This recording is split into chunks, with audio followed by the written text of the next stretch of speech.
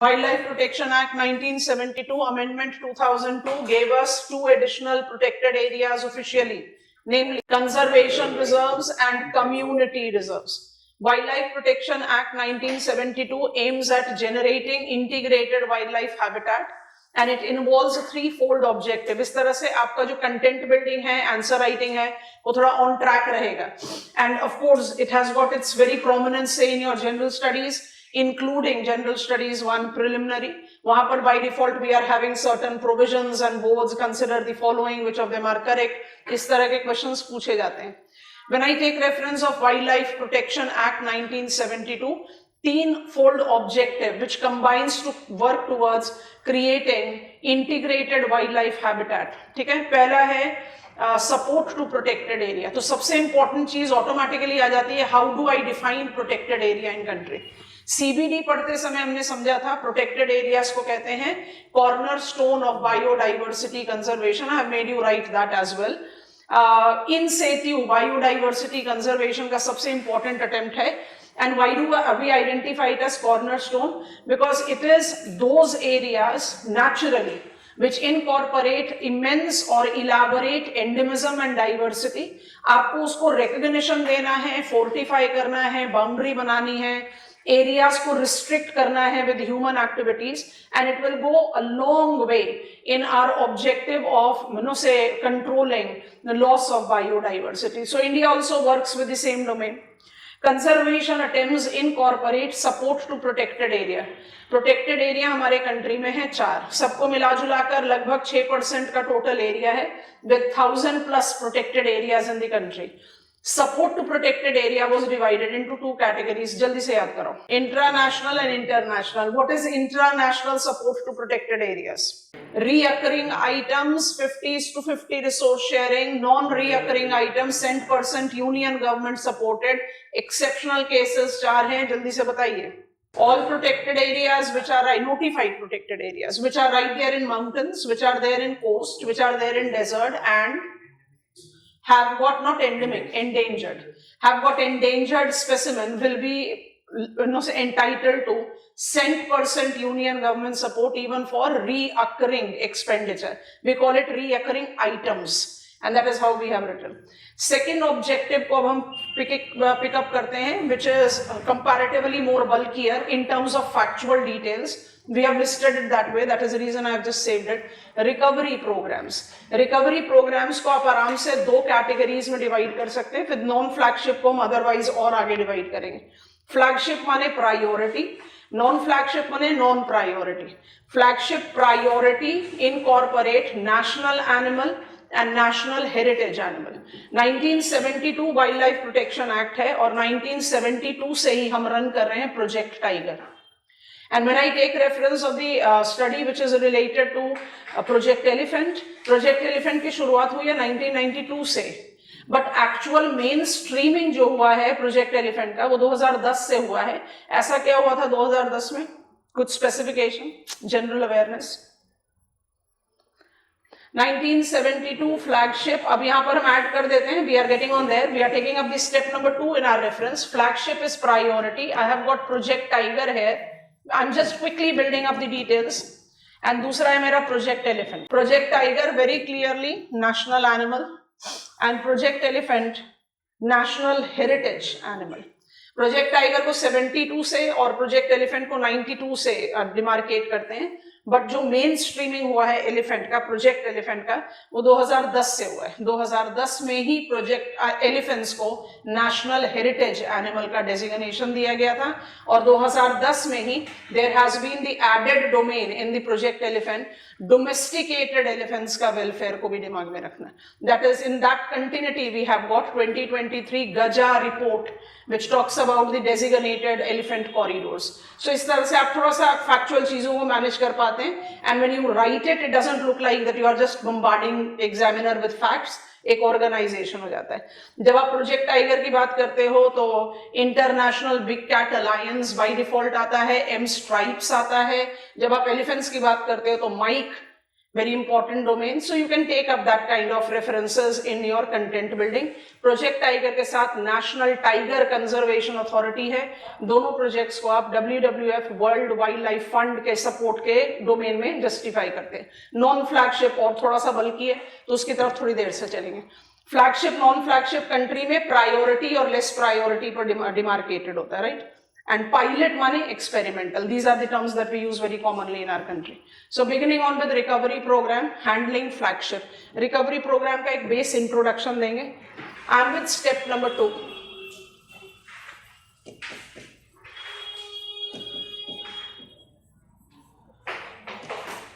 Recovery programs. Step 2 for the objectives of Wildlife Protection Act. Quick reference pick up करेंगे before getting on to the flagship and non-flagship reference. A line of introduction. Wildlife Protection Amendment 2022. Wildlife Protection Amendment Act 2022 modified categories of scheduled animals and plant species determining regulatory and recovery programs. Continue. It includes 4 distinctive schedules of that are quick bubble points. Schedule 1 includes animal specimen with the highest degree of protection. Break the statement, write some sample examples. Tiger, black buck, इनके habitat याद आ रहे हैं लिखते समय. Brown bear, dolphin, entire range, cheetah. Next schedule 2 animal specimen with lesser levels of protection. Sample ले लेते हैं. Nilgai, chousingha, spotted deer, Nicobar sufficient. Schedule 3 are protected plant species. Examples लिखेंगे. Turmeric plant, pitcher plant, daffodil, orchids, ORCHIDS. And finally, schedule 4 includes all the plant specimen that are given protection under CITES. All plant specimen that are given protection under CITES. हम हमेशा पढ़ते हैं ना schedule 1 animal. Schedule 1 animal कौन से हो गए? जिनको आप हाईएस्ट डिग्री ऑफ प्रोटेक्शन दे रहे हो. और आप इसको बहुत आराम से क्लब अप कर सकते हैं. We take these for animal. Mind it, हम इसमें बर्ड्स, रेप्टाइल्स सबको इंक्लूड करते हैं.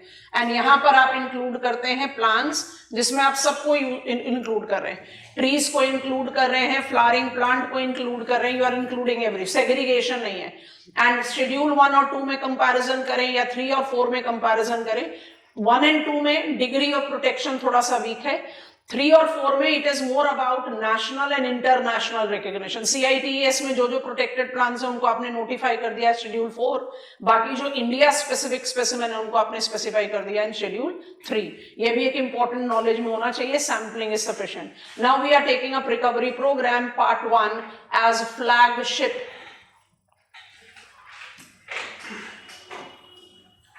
Priority. It includes Project Tiger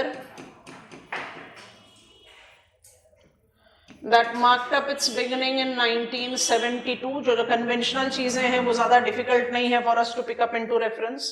World Wildlife Fund has been the part and parcel of this since its beginning. We have National Tiger Conservation Authority that functions under Ministry of Environment, Forest, Climate Change to regulate this project with the tag of national animal and status notified as Schedule 1. It by default have yielded favorable result, favorable outcome. There has ever been increasing number of tiger population in the country. We associate Project Tiger additionally and IBCA M-Stripes monitoring system for tiger intensive protection and ecological status. Next pointer करके लिख लीजिए. Is more implied to monitoring of tiger population habitat and control on illegal hunting. Last point लिखेंगे, involves technical support from World Wildlife Fund and Zoological Survey of London, IBCA, International Big Cat Alliance, underline, put a dash.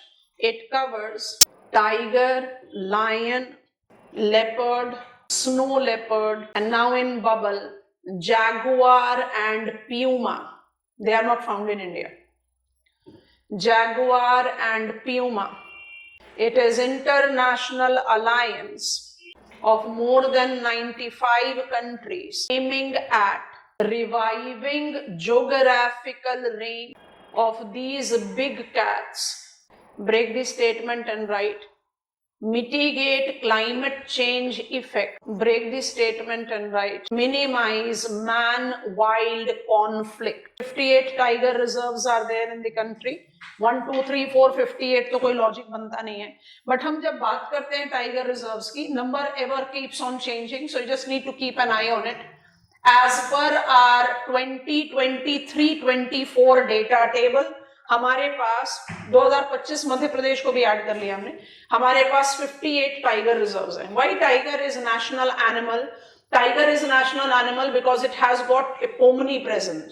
And when I take up the reference of tiger का जो original geographical range था, उसमें we are left out with tiger population. I'm only talking about tiger. I'm not talking about rest of the 6 big cats. Tiger population अपने original geographical range के less than 10% area में अब exist कर रहा है, and that less than 10% area includes India with a specialized specimen, Royal Bengal tiger. By default, India definitely holds a very strong edge in the international front also when it comes to this big cat, and in international perspective, because tiger is that majestic animal that can be found in the entire length and breadth of the country.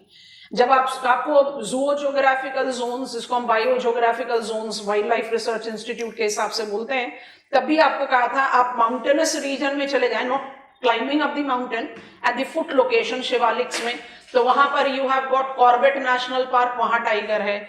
आप राजस्थान में arid location में जाना शुरू करें, semi arid, Ranthambore में चले जाओ, सरिस्का में चले जाओ, you have tiger. Actually Keoladeo को बर्ड सैंचुरी से वाइल्ड लाइफ रिफ्यूज का स्टेटस इसलिए ही मिला था because we had the entry of a tigers there. तो टाइगर पॉपुलेशन आप ड्रायर लोकेशन में, प्लेट्यू इंटीरियर में जाएंगे तो सारे प्रोमिनेंट नेम जो हमारे रेडार पर आए हैं अभी recently, Panna has been a tiger reserve, then elevated to be a biospheric reserve, is very good case. Similipal had been a tiger reserve, Sundarbans को बोलने की जरूरत ही नहीं है. Manas Kaziranga is also there. Go further south, I have got largest tiger reserve of the country, उसको लिख सकते हैं. तो 58 में आप क्या कर सकते हो, नागार्जुना सागर श्रीशैलम,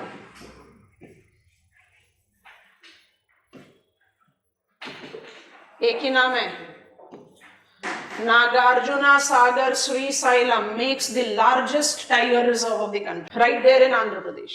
58 टाइगर रिजर्व्स. क्यों इतने नंबर में? Because I have got its presence country wide.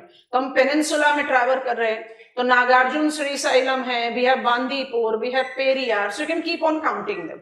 और जब प्रिलिमिनरी का क्वेश्चन एनकाउंटर करोगे तो थोड़ा सा इंटेलिजेंस रखना पड़ेगा, क्योंकि जब आप नागार्जुन सागर श्रीशैलम, बांदीपुर, पेरियार बोलते हो, you also correlate them with elephant reserve, क्योंकि एलिफेंट और टाइगर का प्रेजेंस जो है हमने किस तरह से लर्न किया, इनको जनरलाइज्ड स्पेसिमेन है ना. तो they do identify themselves together in a given habitat. तो इसमें बस ये लॉजिक रखना है, जैसे एलिफेंट, प्रोजेक्ट एलिफेंट बताएंगे और क्लैरिटी पे आ जाएगा. एलिफेंट्स को आप नॉर्थ वेस्टर्न हिमालयाज में रूल आउट करते हैं, ड्रायर पेनिनसुलर रीजन में रूल आउट करते हैं, चाहे वो मध्य प्रदेश है, चाहे टुवर्ड्स वेस्ट इन राजस्थान है. तो मान लीजिए कि मुझे मल्टीपल चॉइस क्वेश्चन में सेलेक्ट आउट करना पड़े, तो अपने दिमाग में हमेशा रखना है कि टाइगर को आप सबके साथ मैच कर सकते हो, एलिफेंट को आपको सेलेक्टिव हो जाना पड़ेगा विद मॉइस्ट लोकेशन. कहां पर? North east, east and south west. So you have to be just cautious, क्योंकि ओवरलैपिंग है. आपके टाइगर एंड एलिफेंट रिजर्व्स बड़ी मेजर रेंज में ओवरलैप करते हैं. तो आपके पास नाम लिखा हुआ है मानस और आपके पास नाम लिखा हुआ है सरिस्का, दोनों ही टाइगर रिजर्व है. बट मुझे एलिफेंट के साथ भी मैच करना है, तो सरिस्का में तो एलिफेंट जाएगा नहीं, तो ऑटोमेटिकली आप सरिस्का को टाइगर के साथ मैच करेंगे एंड मानस को आप एलिफेंट के साथ. So that kind of appropriation is required when you are taking it with multiple choice question. Otherwise answer writing में we don't have much problem. So NTCA बहुत इंपॉर्टेंट है. M stripe is basically monitoring how we are surveying the pugs of tiger in counting them. That is also important. Big Cat Alliance is by default projected to be significant in global efforts towards a collective reference of all 7 big cats revival, their geographical range revival. तो Project Tiger consistent, number increasing, successful. अब हम ले रहे हैं flagship number 2, Project Elephant. अलग slide में चले जाएं, इसको थोड़ा सा श्रिंक कर देते हैं. Project Elephant. It marked its beginning from 1992. That was oriented towards protection, habitat protection of wild elephants. ठीक है, पर इसका जो मेजर बिगिनिंग है जो हमने आपको कहा है वो इंपॉर्टेंट है. Since 2010, declaration of it as heritage animal of the country. Declaration of elephant as heritage animal, number 1. Number 2, welfare of domesticated elephants. And number 3, safe migratory corridors. Added favorable push to Project Elephants. Elephants mark their confinement in restricted geographical area in country compared to tiger. आपको बता दिया है north eastern, eastern and south western location, और उसको हम कैसे apply करें अपने क्लाइमेट नॉलेज से, ह्यूमिड पार ह्यूमिड लोकेशन पर. एलिफेंट्स को बहुत इंपॉर्टेंट स्पेसिमेन कहा जाता है. They basically regulate the habitat, क्योंकि एलिफेंट्स क्या करते हैं, जो रूटेड स्टेम्स होते हैं उनको तोड़ देते हैं अपने ट्रंक से, और because they are very heavy animals they basically crush down the grasses. तो ग्रासेस का रीजनरेशन मेंटेन करते हैं और ट्रीज के ग्रोथ को रोकते हैं. तो they basically facilitate the sustenance of the grassland, क्योंकि ट्रीज क्या करेंगे, उनके मूवमेंट में ब्लॉकेज क्रिएट करेंगे. They are more typically the dwellers of sparser forest और द श्रब लैंड. एंड 2010 से जब हमने ये 3 चीजें ऐड कर दी हैं एलिफेंट के साथ, it has actually become more defined and मेन स्ट्रीम. प्रोजेक्ट एलिफेंट को आप रिस्ट्रिक्टेड एरिया में अप्लाई करते हो because eastern, south western, actually ministry of environment forest climate change कहती है नॉर्थ ईस्टर्न, सदर्न बोलती है, but south west is much better expression than just southern, because I'm having it more in Karnataka and Kerala compared to Andhra Pradesh and Tamil Nadu. So southern is less favorable than southwestern. Project Tiger के साथ आप क्या चीजें associate करते हैं? It is oriented towards ensuring they live in herd, they have got very defined migratory movement. तो 2 चीजें हम इसके साथ ऐड करेंगे. I'm just shrinking it further. Flagship program है related to the national heritage animal. Definitely the prominence can be compared with tiger to be weaker, but it is significant. तो सबसे पहले तो रेफर करते हैं गजा रिपोर्ट 2023, और दूसरा we can take up into reference Mike. Gaja report 2023, the important information that we can apply it. पहला observation है southern India have larger elephant population than north. दूसरा ऑब्जर्वेशन है beginning of notification of elephant corridors in the country. तीसरा observation है India continues to be most dominating home of Asiatic elephants. Coming on to Mike. Mike stands for monitoring of illegal killing of elephants. It was initiated by CITES in 2004, and India as a participant incorporate dedicated Mike sites. Northeastern states के नाम है dedicated Mike sites. I'm writing the names here. Chirag, Ripu, Thangpatki, both of them are in Assam, and Devmali, it is in Arunachal Pradesh. So Mike का column खत्म हो गया, last point आप लिख लेंगे as of today we have got 33. अब यही comparison बड़े आराम से समझा देता है. टाइगर रिजर्व 58 है, एलिफेंट रिजर्व 33 क्यों है? क्योंकि टाइगर तो ओमनी प्रेजेंट है, एलिफेंट का प्रेजेंस जो है वो रिस्ट्रिक्टेड है. 33 elephant reserves in the country, जिसमें बांदीपुर इन कर्नाटका, 1 2 3 4 33 तो लिखोगे नहीं. बांदीपुर इन Karnataka is known for highest elephant population density. Remind करेंगे अपने आप को, we are taking reference of objective number 2 of Wildlife Protection Act 1972. It talks about recovery program. Recovery program को शुरू करने से पहले हमने अपने आप को amendment 22 से familiar कराया. I have got some enlargement and modification in the list. All the specimen of the country are categorized into 4 scheduled as per Wildlife Protection Act. जिसमें schedule 3 और 4 by default plants के साथ है तो आप avoid कर सकते हैं. Schedule 1 and 2 is related to animal specimen that by default will be inclusive of reptiles and birds included. Category 1 में जो animals हैं, they are given higher degree of protection compared to category, we call them schedule 2. When I take the recovery program as first constituent, it gives me flagship. Flagship is only divided into 2.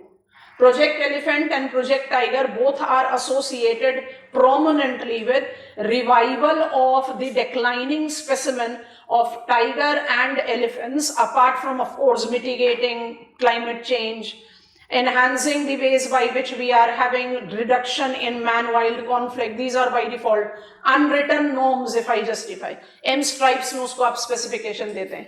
Our elephant corridors का special designation justify करता है that we need to inculcate what is called sustainable path. I cannot avoid development of roadways and highways. आपका special accelerated road development program 7,000 kilometre का है north eastern region, SARDP-NE, और 7,000 kilometre का आपका पूरा length था north south east west corridor का, NHDP का. आप 7,000 किलोमीटर का नेशनल हाईवे डेवलप कर रहे हैं नॉर्थ ईस्ट में, ग्रीन फील्ड एयरपोर्ट्स डेवलप कर रहे हैं, रेल नेटवर्किंग को पहुंचा रहे हैं सारे नॉर्थ ईस्टर्न रीजन में. क्या आप उसको और डिले कर सकते हैं? बिल्कुल नहीं कर सकते. North Eastern region have already been pushed majorly towards the economic laggard phase because we have not focused there. And now economically, geopolitically, it is very important for us. But there has to be a mid path. तो अगर आप elephant corridors notify कर रहे हो तो किसी भी infrastructure development में विल मेक श्योर कि वो एलिफेंट कॉरिडोर्स जस्टिफाइड है. चाहे आप ओवर ब्रिज ट्रैफिक की मूवमेंट बनाइए, चाहे अंडर टनल बनाइए, यू विल मेक श्योर कि एलिफेंट कॉरिडोर्स में there is no human interruption, that kind of thing. So something which is coming out as more practical when I take up the reference of Gaja report 2023. It is giving us a positive as. And elephants by default 2 varieties, एक African है, एक Asian है. Asian elephants के हम major constituent हैं, India. Otherwise, we identify Asian elephants to be confined in Southeast Asian countries also significantly, to some extent in East Asia also. But India definitely has got the major representation of Asian elephants. That automatically makes, अच्छा ये भी चीज add कर सकते हो, that automatically makes World Wildlife Fund supporting Project Elephant. Top पर ही लिख लो. WWF का support project tiger, project elephant दोनों को. ठीक है, अब हमारी लंबी लिस्ट शुरू हो रही है. It is non flagship. Flagship हो गया. I am getting on to the non flagship. Non flagship programmes. Non flagship programmes primarily incorporate the specimens that are categorized in schedule 2, 3, 4. Schedule 1 largely नहीं included है इसमें. Tiger को हमने already flagship में apply कर लिया, but that is a very general rule, so we are not writing it. Non flagship में we are running recovery programme of 22 different specimen. ये सारे स्पेसिमेन लगभग हमारे स्टडी में आ चुके हैं, हमने पर्पसफुली आपको उनका नाम बताया. तो नॉन फ्लैगशिप को कैसे ऑर्गेनाइज करें? Non flagship part A, recovery programs of 22 specimen. अब इन स्पेसिमेन की हम डिमार्केटेड लिस्ट क्रिएट कर सकते हैं, पर उसको ऑर्गेनाइज करते हुए करते हैं। रिकवरी प्रोग्राम, तो रिकवर क्या करोगे, डिप्लीटिंग पॉपुलेशन को आप रिकवर कर रहे हैं, ठीक है। कॉलम वाइज बनाइए, फैक्चुअल डिटेल्स है, मैनेज हो जाएगा। Recovery programme 22 specimen. Point 1, categorised as terrestrial and aquatic, put a dash and write down, all critically endangered. You know IUCN's Red Book status. All critically endangered. There are 1616 terrestrial specimen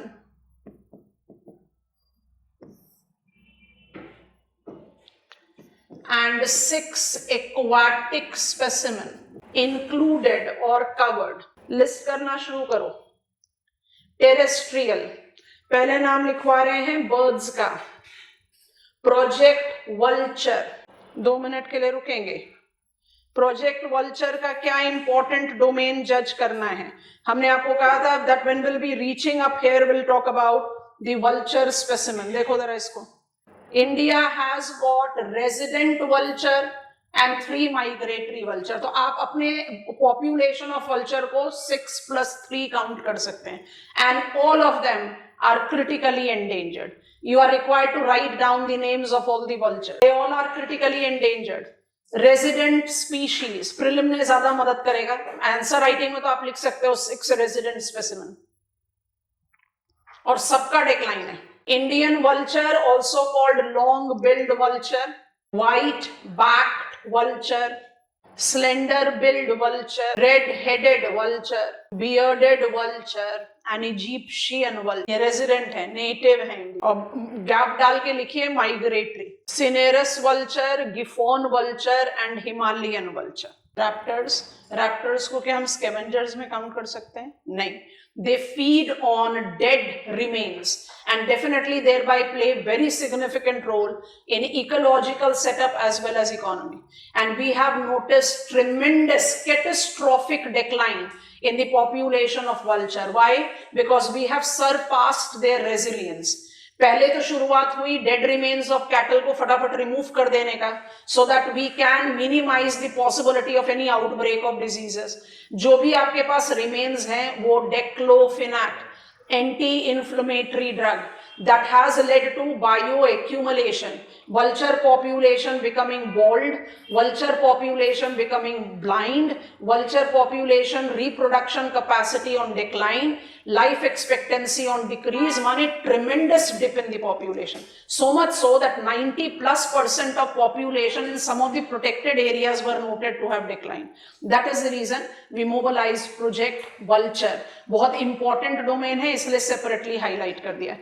When we were talking about the specimen, we simply said vulture and avoided talking about all the names. We have taken those names right now.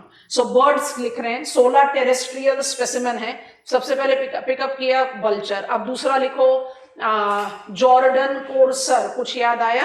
नहीं याद आया तो पिटाई होगी। Eastern Ghat, शाबाश, Jerdon courser. So project Jerdon courser, endemic bird in Eastern Ghat. तीसरा bird लिखो Nicobar megapode, and final चौथा, एक्चुअली चौथा नहीं है, इसकी भी सारी सब कैटेगरीज आ जाएंगे। I think you can guess it easily.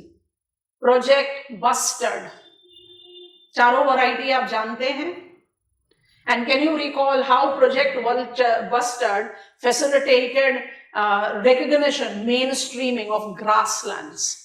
क्योंकि ग्रेट इंडियन बस्टर्ड को आप फिर भी थोड़ा सा एरिड डोमेन में डाल दो, बट बाकी जो दो आपके रेजिडेंट स्पेसिमेन है, नाम बताओ। Bengal florican and lesser florican, और एक माइग्रेटरी स्पेसिमेन है MacQueen. They are the dwellers of grassland, ठीक है। तो 16 में आपने बर्ड्स स्पेसिमेन, एक आंसर लिखोगे तो सबको नहीं लिखना, 1 2 3 4 भी काम चल सकता है, but because it is oriented with preliminary तो हम आपको पूरी लिस्ट दे रहे हैं। We can easily write the list in our registers. तो मेरे पास 16 टेरेस्ट्रियल स्पेसिमेन है। We have listed vulture, we are aware of Jerdon courser, we are aware of Nicobar megapode, we are aware of bustard. तो 4 cover up हो गए। अब मेरे पास बचे 12। आप उसको भी बड़े आराम से विजुअलाइज कर सकते हो, फटाफट से लिस्ट क्रिएट करो। नाउ 12 में शुरू हुआ प्रोजेक्ट लायन, एशियाटिक लायन भी बोलते हैं इसको, बहुत एंडेमिक स्पेसिमेन है ना गिर फॉरेस्ट में। अच्छा, इसके बाद आ गया प्रोजेक्ट स्नो लेपर्ड, उसको भी आप एंडेमिज्म में ही डालोगे, टॉलर माउंटेनस रीजन में, है ना।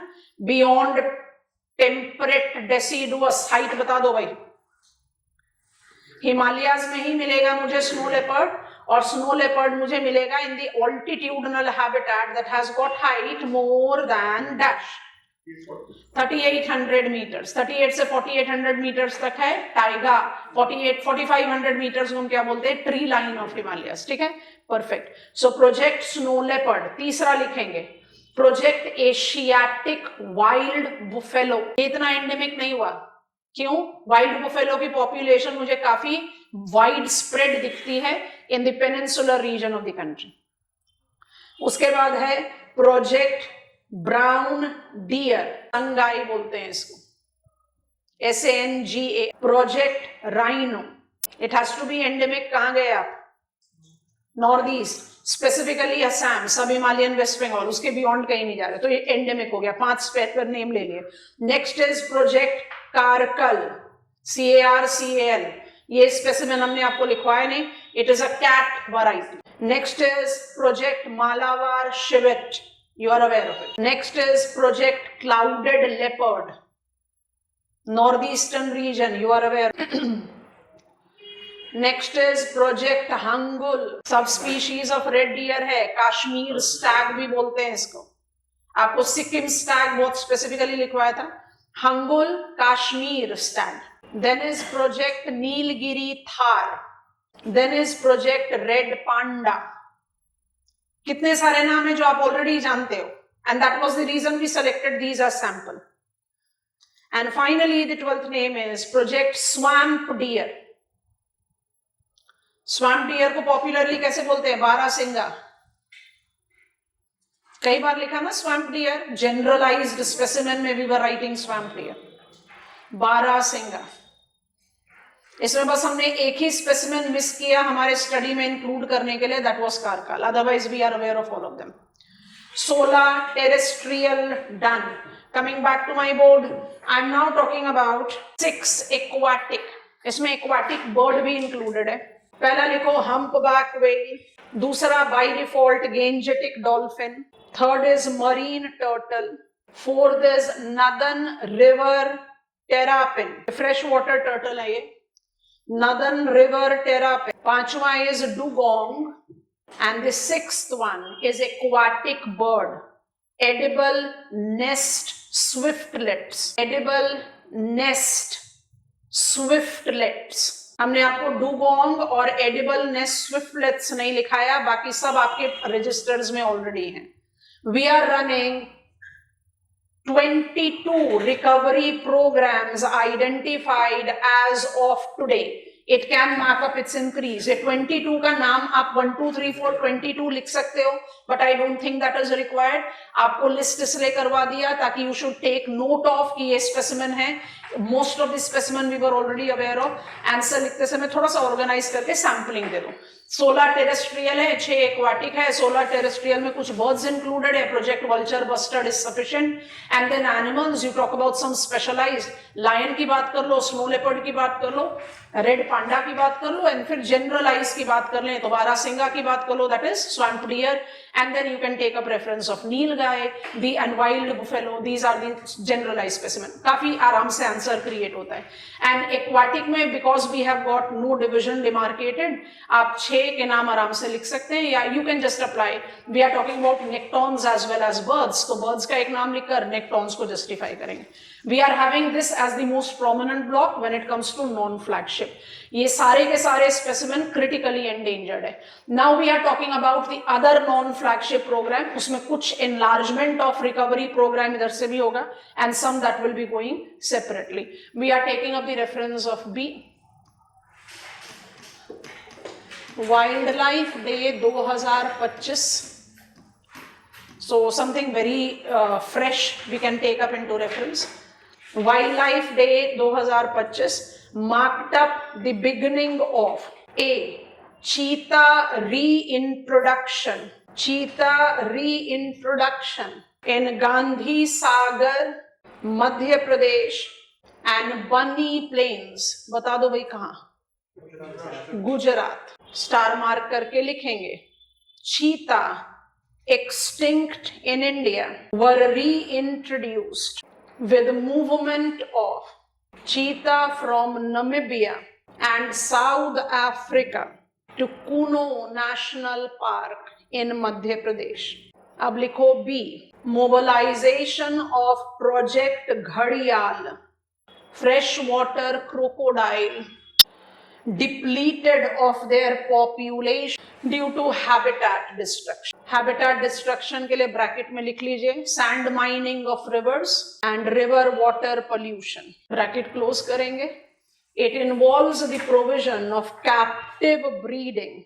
It involves the provision of captive breeding to increase the number. C point is a star mark point. National Wildlife Action Plan. National Wildlife Action Plan bracket में लिखो 2017 से 2031 have been enlarged with decreasing climate change effect, mobilization of conservation priority of Indian birds based on state of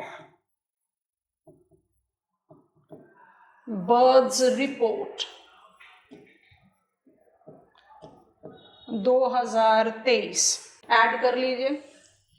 942 bird species assessed in the state of Indian bird, high priority, moderate priority और low priority categories है. conservation priority numbers ले लेंगे हम. definitely 444 varieties of birds को नहीं लिख रहे. छोड़ना कुछ नहीं है बट ऑर्गेनाइज करना बहुत जरूरी है. 2020 से separate state birds report publish होनी शुरू हुई है. उससे पहले wildlife census was equal to bird census also. तो कहीं आप प्रायोरिटी डोमेन जज करना शुरू कर. जो लो प्रायोरिटी ऑफ कंजर्वेशन है, एक पॉजिटिव साइन है, वहां पर P foul is included, peacock पीहन.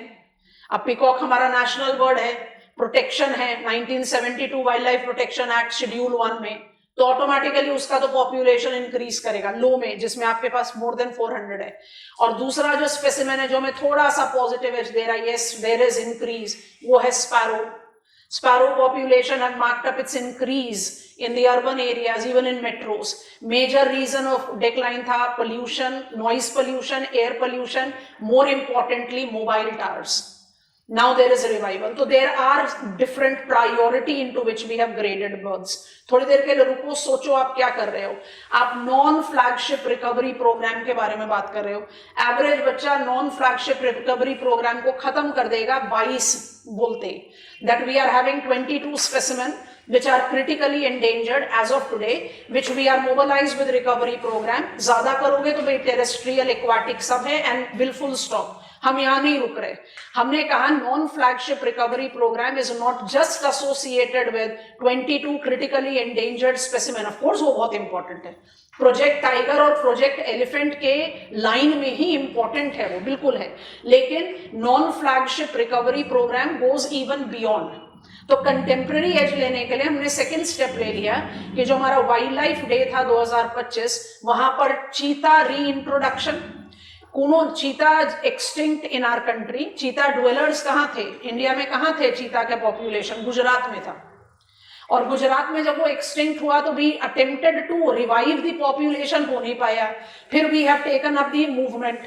तो जो हमें चीता को री इंट्रोड्यूस करना, no cheetahs are very well adapted. Breeding भी हो रहा है, रिप्रोडक्शन भी हो रहा है. So now in 2025 we have marked up the reintroduction attempt. ये सिर्फ मध्य प्रदेश कुनो में न छोड़कर गांधी सागर, चंबल वैली, राणा प्रताप सागर, गांधी सागर, आप वहां पर ले जाएं और बनी, ताकि आप री इंट्रोड्यूस करें. कठियावाड़ में क्यों नहीं, बनी में क्यों? क्योंकि कठियावाड़ में लायन के साथ सीधा कंपटीशन होगा and we are willing to revive the population. तो ये एक इंटरेस्टिंग एडिशन आया. दूसरा आया प्रोजेक्ट घड़ियाल. घड़ियाल फ्रेश वाटर क्रोकोडाइल है. It is present in captivity, माने एक्सटिंक्ट इन वाइल्ड है वर्ल्ड में, barring the exception of India. और जितनी कैप्टिव पॉपुलेशन है in countries like Sri Lanka, United States of America, it prevails there. घड़ियाल को हम हंट नहीं करते, क्रोकोडाइल को हम नहीं हंट करते। क्रोकोडाइल पॉपुलेशन का डिप्लीशन जो है वो at pace with vulture compare किया जा सकता है, बहुत massive decline. Fresh water crocodile को घड़ियाल बोलते हैं। प्रोजेक्ट घड़ियाल के पीछे कुछ यूनिकनेस कन्फाइंड है, जैसे वल्चर को भी तो हम हंट नहीं कर रहे, बट मेजर डिक्लाइन हुआ किस लिए? Because we somewhere not just depleted their food resources but also injected what is called bioaccumulation and magnification that led to surpassing of its resilience. vulture का काम थोड़ा सा अलग है। river pollution, water level fluctuation बहुत important, sand mining, आप habitat ही खत्म करते जा रहे हो तो बाय डिफॉल्ट घड़ियाल का प्रॉब्लम रहेगा। तो Ramganga river in Corbett national park, Chambal valley, these are the important locations जहां पर आप प्रोजेक्ट घड़ियाल की शुरुआत को मोबिलाइज कर रहे हैं। Captive breeding is an important domain which is related. Plus हमने वाइल्ड लाइफ एक्शन प्लान तो 2017 में ही शुरू कर दिया था, जो 2031 तक वैलिड है, उसमें हमने ऐड कर दिया conservation priority to birds and it is all based on 2023 Indian State Birds Report. तो एक एडिशन आ गया, दो the project by default the program action plan is 2017 onwards, 2025 में हमने उसमें कुछ ये एडिशंस कर दिए। That is how we are taking it up. What is the addition we have taken up? Getting back to board. अब हम add on कर रहे हैं जो रिकवरी प्रोग्राम से ओवरलैप कर सकता है बट लिखना अलग चाहिए। I am now adding C, National Plan on migratory birds specimen, Central Asian flyway, 310 out of 370 being water birds mobilized. Map दिखाएंगे, हमने मैप बना रखा है। National action plan on migratory birds specimen. फ्लाईवेज याद आ रहा है क्लास? इंडियन कंटेक्स्ट में कौन से 3 फ्लाईवेज होंगे? इंडियन कंटेक्स्ट में कौन से 3 फ्लाईवेज होंगे? एक तो लिख दिया, सेंट्रल एशियन फ्लाईवे है। कौन मैप को रिकॉल करो, नाम लोकेशन बेस्ड है। सेंट्रल एशियन फ्लाईवे है, West Asian East African flyway है and East Asian Australasian flyway, जिसमें मेजर सेंट्रल एशियन फ्लाईवे। और सेंट्रल एशियन फ्लाईवे में जो आपके 370 माइग्रेटरी बर्ड्स हैं, उसमें जो मैक्सिमम बर्ड्स हैं वो कहां पर हैं? वो वाटर बर्ड्स हैं। तो इसलिए हमने इनको एसोसिएट करा है वेटलैंड के साथ। 20 wetlands have been identified. Wetland किसके डोमेन में जाता है? Ramsar convention. National action plan on migratory bird specimen, ठीक है। Which are the 20 wetlands? Map marking में तो सारे 20 को लेंगे, अभी आप सिर्फ कुछ sample and very evident kind, अपना भी मैप ओपन कर लीजिए, it will give you the reference of it. Wetland protection under CAF action plan, खोलो अपना मैप ऑफ प्रोटेक्टेड एरियाज। जो पॉपुलर वेटलैंड्स हैं आप उन्हीं को पिकअप करो, आप कुछ नाम तो ऑलरेडी जानते हैं। देखिए जरा मैप, यहां से रेफरेंस लेकर देखिए, you can write few of the wetlands. सबसे बड़ा क्वेश्चन आता है ना, वेटलैंड क्यों ले रहे हैं? माइग्रेटरी बर्ड्स एक्शन प्लान है तो वेटलैंड्स को क्यों फोकस किया? क्योंकि मैक्सिमम ऑफ देम 370 स्पेसिमेन जो इसमें इंक्लूडेड हैं, maximum of them are water bird. 310 water bird है। अगर 310 वाटर बर्ड होंगी तो ऑटोमेटिकली आपका फोकस कहां रहेगा? वेटलैंड्स पर ही तो रहेगा। And these are migratory specimen, these migratory specimen are having their mobility where central Asian flyway, central Asian flyway से डोमिनेटिंग पर भी है, ठीक है। अब कुछ जो पॉपुलर नेम है, कुछ तो बिल्कुल ही नॉन नोन नेम्स हैं, इतने कॉमन नेम नहीं है, बट जो कुछ जो पॉपुलर है, हरिके वेटलैंड मैनमेड है, केवलादेव अभी आपने कल ही इसको पढ़ा, Sambhar the largest salt water lake of our country, Nal Sarovar flamingo के लिए दिखाया था आपको, याद आ रहा है? तो कुछ नाम तो आप अपने दिमाग में रख ही सकते हो, like which are the 20 wetlands, for example Harike, Keoladeo, Sambhar, Nal Sarovar. अब ईस्ट कोस्ट पर आ जाओ, सब के सब बड़े पॉपुलर नाम, सुंदरबंस, भितरकनिका, चिल्का, कोरिंगा, कोलेरू। कोरिंगा किस कंटेक्स्ट में आपको बताया था? ओलिव रिडले टर्टल का नया ब्रीडिंग ग्राउंड, याद आ रहा है? कोरिंगा वाइल्ड लाइफ रिफ्यूज, बार बार बोल रहे थे आप। कोरिंगा है Kolleru lake, Pulicat, So you can make sense with some of the names. Let it not be 20. 20 हम मार्क कर लेंगे मैप मार्किंग के case. Have you noticed them in your school addresses? अब कुछ नाम लिख लो. 20 wetlands selected as Harike Punjab, sambar Rajasthan, माल सरोवर Gujarat, Sundarbans waste Bengal, Bhitarkanika Chilka Odisha, कोरेंगा Kolleru Andhra Pradesh. Sufficient sampling हो गई. Okay? We are still with recovery program, non flagship. आ जाओ, final step पे पहुंच गए. D को इधर बना लेते हैं. National Action Plan on Turtles. जैसे ही हम बोलते turtles, हमारे दिमाग में आ जाता है Olive Ridley turtle.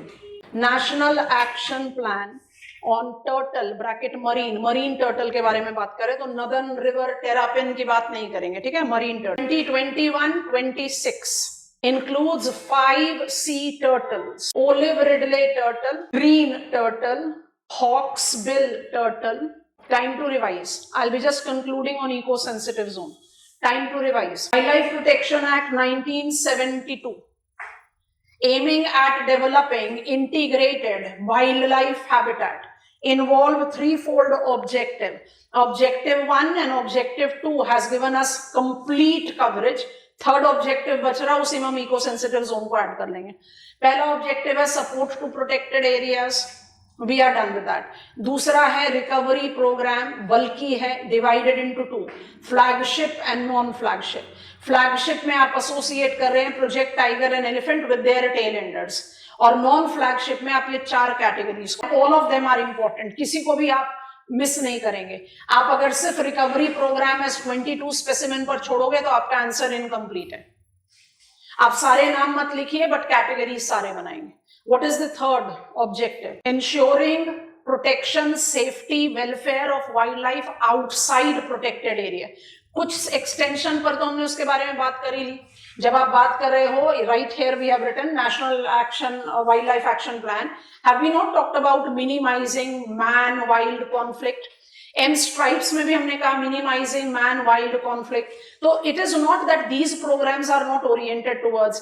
Project elephant में elephant corridors with Gaja report by default says that we are ensuring the welfare of animals outside protected area even if it is domesticated elephants. तो सारे प्रोग्राम्स में भी do get the glimpse, but उसके साथ हम एक और ऐड एज ग्रीन एब्जॉर्बर के बारे में बात कर सकते हैं, otherwise it is an open ended thing. तो तीसरा and final objective, if required I can open up that flow chart, I maintained it. ये ensuring welfare of animals outside protected area. Final, we are concluding. Ensuring welfare of animals outside protected areas. A, it relates to minimization of man-wild conflict. It involves declaration of eco-sensitive zones. Bracket में लिख लो, under Environment Protection Act 1986. Green islands or shock absorbers to be developed around protected areas. Break the statement. More than 600 ESZs are notified. Break the statement. It incorporate permitted, prohibited. Permitted में क्या हो सकता है? Organic farming, rain water harvesting, human habitations तो होंगे. तो permitted है जिससे कहीं पर किसी भी तरह से आपके प्रोटेक्टेड एरिया को कोई लॉस नहीं है, किसी भी तरह का कोई रेगुलेशन नहीं है. You can continue to have your farming practices, rain water harvesting, ecosystem restoration work, ये सब परमिटेड में. ठीक है. What is regulated? रेगुलेटेड वो है जहां आपको परमिशन लेकर ही आप कर सकते हैं. जैसे सम इंफ्रास्ट्रक्चर डेवलपमेंट, कोई हाईवे का कंस्ट्रक्शन है, कोई प्रोजेक्ट का रिवैम्पिंग परव्यू है, you can take that apart. अच्छा, cutting down of trees because of certain important economic purpose, so it is regulated. Regulated activities क्या हुए? Take permission and do. Permitted है जो परमिशन रिक्वायर्ड नहीं है. ठीक है. एंड फाइनल जो है prohibited, it cannot be done, and that by default includes manufacturing, mining. किसी भी तरह की कोई इंडस्ट्रीज, किसी भी तरीके का mining activities are totally prohibited in eco sensitive zone. Eco sensitive zone को 2011 नोटिफिकेशन के हिसाब से एक साइज दिया गया था कि हर प्रोटेक्टेड एरिया के चारों तरफ 10 किलोमीटर के रेडियस में इसको बना दो, बट ये 10 किलोमीटर का रेडियस जो है ना हर जगह फिट इन नहीं हो सकता, इसलिए वो साइज फैक्टर को हम अवॉइड करते हैं लिखने में भी, because her notified eco sensitive zone has got different dimensions. It is all dependent on आप किस एरिया में, कि हम बर्जेस मॉडल को रियलिटी में नहीं ले सकते ना कि हर तरफ आप सेम रेडियस पे चीजों को डेवलप कर दें. So size varies, but yes it is developing green island which is somewhere the buffer between protected area and human habitation. So that will be somewhere helping us in protecting out the protected areas and its purpose. This is Wildlife Protection Act for us. हमारा step number next complete होता है. यहाँ पर हमने पढ़ लिया है what is Indian vegetation including grassland, हमने पढ़ लिया है what is forest conservation and how we are so cheerful about कि फॉरेस्ट कंजर्वेशन स्ट्रैटेजीज सक्सेसफुल है. क्यों? क्योंकि Indian state of forest report तो बता ही रही है कि ग्रीन कवर इंक्रीज हो रहा है. While learning biomes, we made ourselves comfortable with Indian wildlife, and thus we have taken reference of wildlife protection in the country. Content building के लिए दो objectives सबसे ज़्यादा important रहेंगे. थर्ड को आप incorporate कर सकते हैं for sure. And if required, आप add कर सकते हो ना, आपने पेपर 1 में पढ़ा हुआ है. India ratifies all of them. CBD को भी ratify करता है, CITES को भी करता है, CMS को भी करता है, रामसर को भी करता है. तो you can easily take up that list altogether. This completes our block that can be directly associated with climate and applicable part. अब चल रहे हैं एक और बल्कि पार्ट की तरफ. Back to Geological Survey of India. आपको सिलेबस स्टडी प्लान देते समय समझाया था दो चीजें. सिलेबस में लिखा हुआ स्ट्रक्चर एंड रिलीफ, और मैक्सिमम प्रीवियस ईयर क्वेश्चंस में आपको क्या दिखता है? Write note on structure and relief of Himalayas, write note of structure and relief of peninsular plateau. हमें स्ट्रक्चर के बारे में थोड़ी थोड़ी सी जानकारी है, minimal. We do know something about structure, but जो उसका एक फॉर्मल फ्रेम है उसके बारे में हम नहीं जानते. तो तीन चीजें अपने दिमाग में रखना. थर्ड बहुत बल्कि है, वो मुझे ह्यूमन ज्योग्राफी की तरफ लेकर जाएगा, because will be talking about all major resources of our country with reference to geological structure. चाहे वो कोल एरियाज हैं, चाहे वो न्यूक्लियर एनर्जी सोर्सेज हैं, UGCIL, uranium corporation, or it is rare earth limited which is all correlated with minor constituent, या non metallic asset है, precious metal है, metallic asset है. हम सब के बारे में बात करेंगे because we are all set to talk about geological structure of India including critical minerals. तो जब हम हमारे स्टडी को हम कैसे डिवाइड करें, पहले दिमाग में फ्रेम बनाओ. एक तो टॉपिक बाय डिफॉल्ट हो गया, we are all set to talk about geological. एक फ्रेम क्रिएट कर दे रहे हैं, स्ट्रक्चर ऑफ इंडिया. तो सबसे पहले तो इसी को टेम करना जरूरी है, क्योंकि इसमें जो नाम आएंगे वो बड़े टिपिकल इंडियन नेम्स आएंगे. हमें जियोलॉजिकल सर्वे ऑफ इंडिया क्या कहता है, अभी कुछ नहीं लिखना, 2 मिनट के लिए पेन ड्रॉप करके रहिए. जियोलॉजिकल सर्वे ऑफ इंडिया क्या कहता है? India is triple tectonic and have got 4 structural characteristics. इनके नाम क्या है? आर्चियन, पुराना, द्रविडियन, आर्यन. और आर्चियन, पुराना, द्रविडियन, आर्यन जो मेजर कैटेगरीज हैं उनको हम बोलते हैं सिस्टम, और जो उनकी सब कैटेगरीज होती है उनको बोलते हैं सीरीज. तो I have divided 4000 million years history of India into 4 systems and each system is divided into different number of series. तो कोई जरूरी नहीं कि 2 में डिवाइडेड है, कई 3 में भी डिवाइडेड है, और कई तो डिवाइडेड ही नहीं है. And what is the reason behind, हम ग्रेजुअली लर्न अप करते हैं. So when I talk about geological structure, हम 3 चीजों को साथ साथ में पढ़ेंगे. एक तो structure by itself, what is the building material and what exactly is it's characteristics. माने अगर आप प्रीवियस ईयर क्वेश्चंस देखोगे तो मुझे क्वेश्चन पूछा हुआ है आर्चियन सिस्टम, बड़ा इंटरेस्टिंग है. जनरल स्टडीज में मुझे मैक्सिमम टाइम क्वेश्चन मिला है, write note on Deccan trap series. Deccan trap is a structural feature. Trap country, you are aware of it. Some of the structural information we have it. We'll be enlarging that also though. तो एक चीज तो मुझे पढ़नी है कि भाई मुझे आर्चियन सिस्टम, पुराना सिस्टम, द्रविडियन सिस्टम को कैसे डिस्टिंग्विश करना है, डायरेक्ट क्वेश्चन प्रोबेबिलिटी वहां पर है। दूसरी चीज इसके साथ एसोसिएट करेगी कि आप रिलीफ के स्टडी को कंप्लीट करोगे। मुझे ये पता है कि Himalayas are young fold mountain, मुझे ये पता है कि Himalaya makes example of poly geosyncline, मुझे ये पता है कि Himalayas incorporate multiple folding, but मेरे को ये समझने में बड़ी परेशानी होती है जब एनसीईआरटी से हम पिकअप करते हैं expression that Shivaliks are made up of material derived from Himadri and Himachal, क्योंकि जो बिल्डिंग मटेरियल है वो तो लगातार ही डिपॉजिट होता जा रहा है। तो कराकोरम छोड़ दो, कराकोरम को ट्रांस हिमालयाज को पकड़ते हैं। ट्रांस हिमालयाज जो फोल्ड हुआ, ऐसे इमेजिन करो हिमालयन गल्फ में जो डिपोजिशन हो रहा था, 3 लेयर के डिपोजिशन, हाइपोथेटिकल जा रहे हैं, 3 लेयर के डिपोजिशन के बाद ट्रांस हिमालयाज फोल्ड हो गया। हिमाद्री हिमाचल अभी भी फोल्ड नहीं हुए, तो आपने 2 और लेयर ऐड कर दिए। और शिवालिक ऐड फोल्ड हुआ है आफ्टर हिमाद्री हिमाचल, तो आपने 2 और ऐड कर दिए। तो वो 2 और कहां से आ रहे हैं? हिमाद्री और हिमाचल के इरोजन से भी तो आएंगे। So that is where you take up the completion of relief. Relief की स्टडी और रिलीफ के क्वेश्चन में बहुत इंपॉर्टेंट रोल प्ले करता है structure and star mark. We take up the reference of resource distribution, और हमने आपको स्टडी प्लान में बहुत क्लियरली बता दिया था, हम सारे रिसोर्सेज की बात करेंगे। मिनिस्ट्री ऑफ माइंस भी आएगा हमारे रेडार पर, मिनिस्ट्री ऑफ कोल भी आएगा, ministry of petroleum and natural gas भी आएगा, and will take up the reference of uranium corporation of India limited, rare earths limited, जहां पर जो रिक्वायरमेंट है, माने full energy mineral resources study. तो काफी मेजर बल्क ऑफ स्टडी लेना है, ठीक है। ग्रेजुअली पिकअप करेंगे, थोड़ा सा फ्रेम पर आ जाएंगे तो फिर things will become easier. So geological Survey of India कहती है India is representing 4 geological system. अब ये जो नाम है हमारे लिए कंपैटिबल नहीं है, तो हमें इसको अपनी कंपैटिबिलिटी डालनी पड़ेगी अजोइक, पैलियोजोइक और सेनोजोइक से। तो 2 लाइन का इंट्रोडक्शन के बाद एक थोड़ा बड़ा सा फ्लो चार्ट क्रिएट कर रहे हैं, वो फ्लो चार्ट आप हमारे साथ कॉपी करेंगे, उसके बेसिस पे डिकोड करने की कोशिश करके फिर will start creating the details, ठीक। So let us begin with geological structure of India.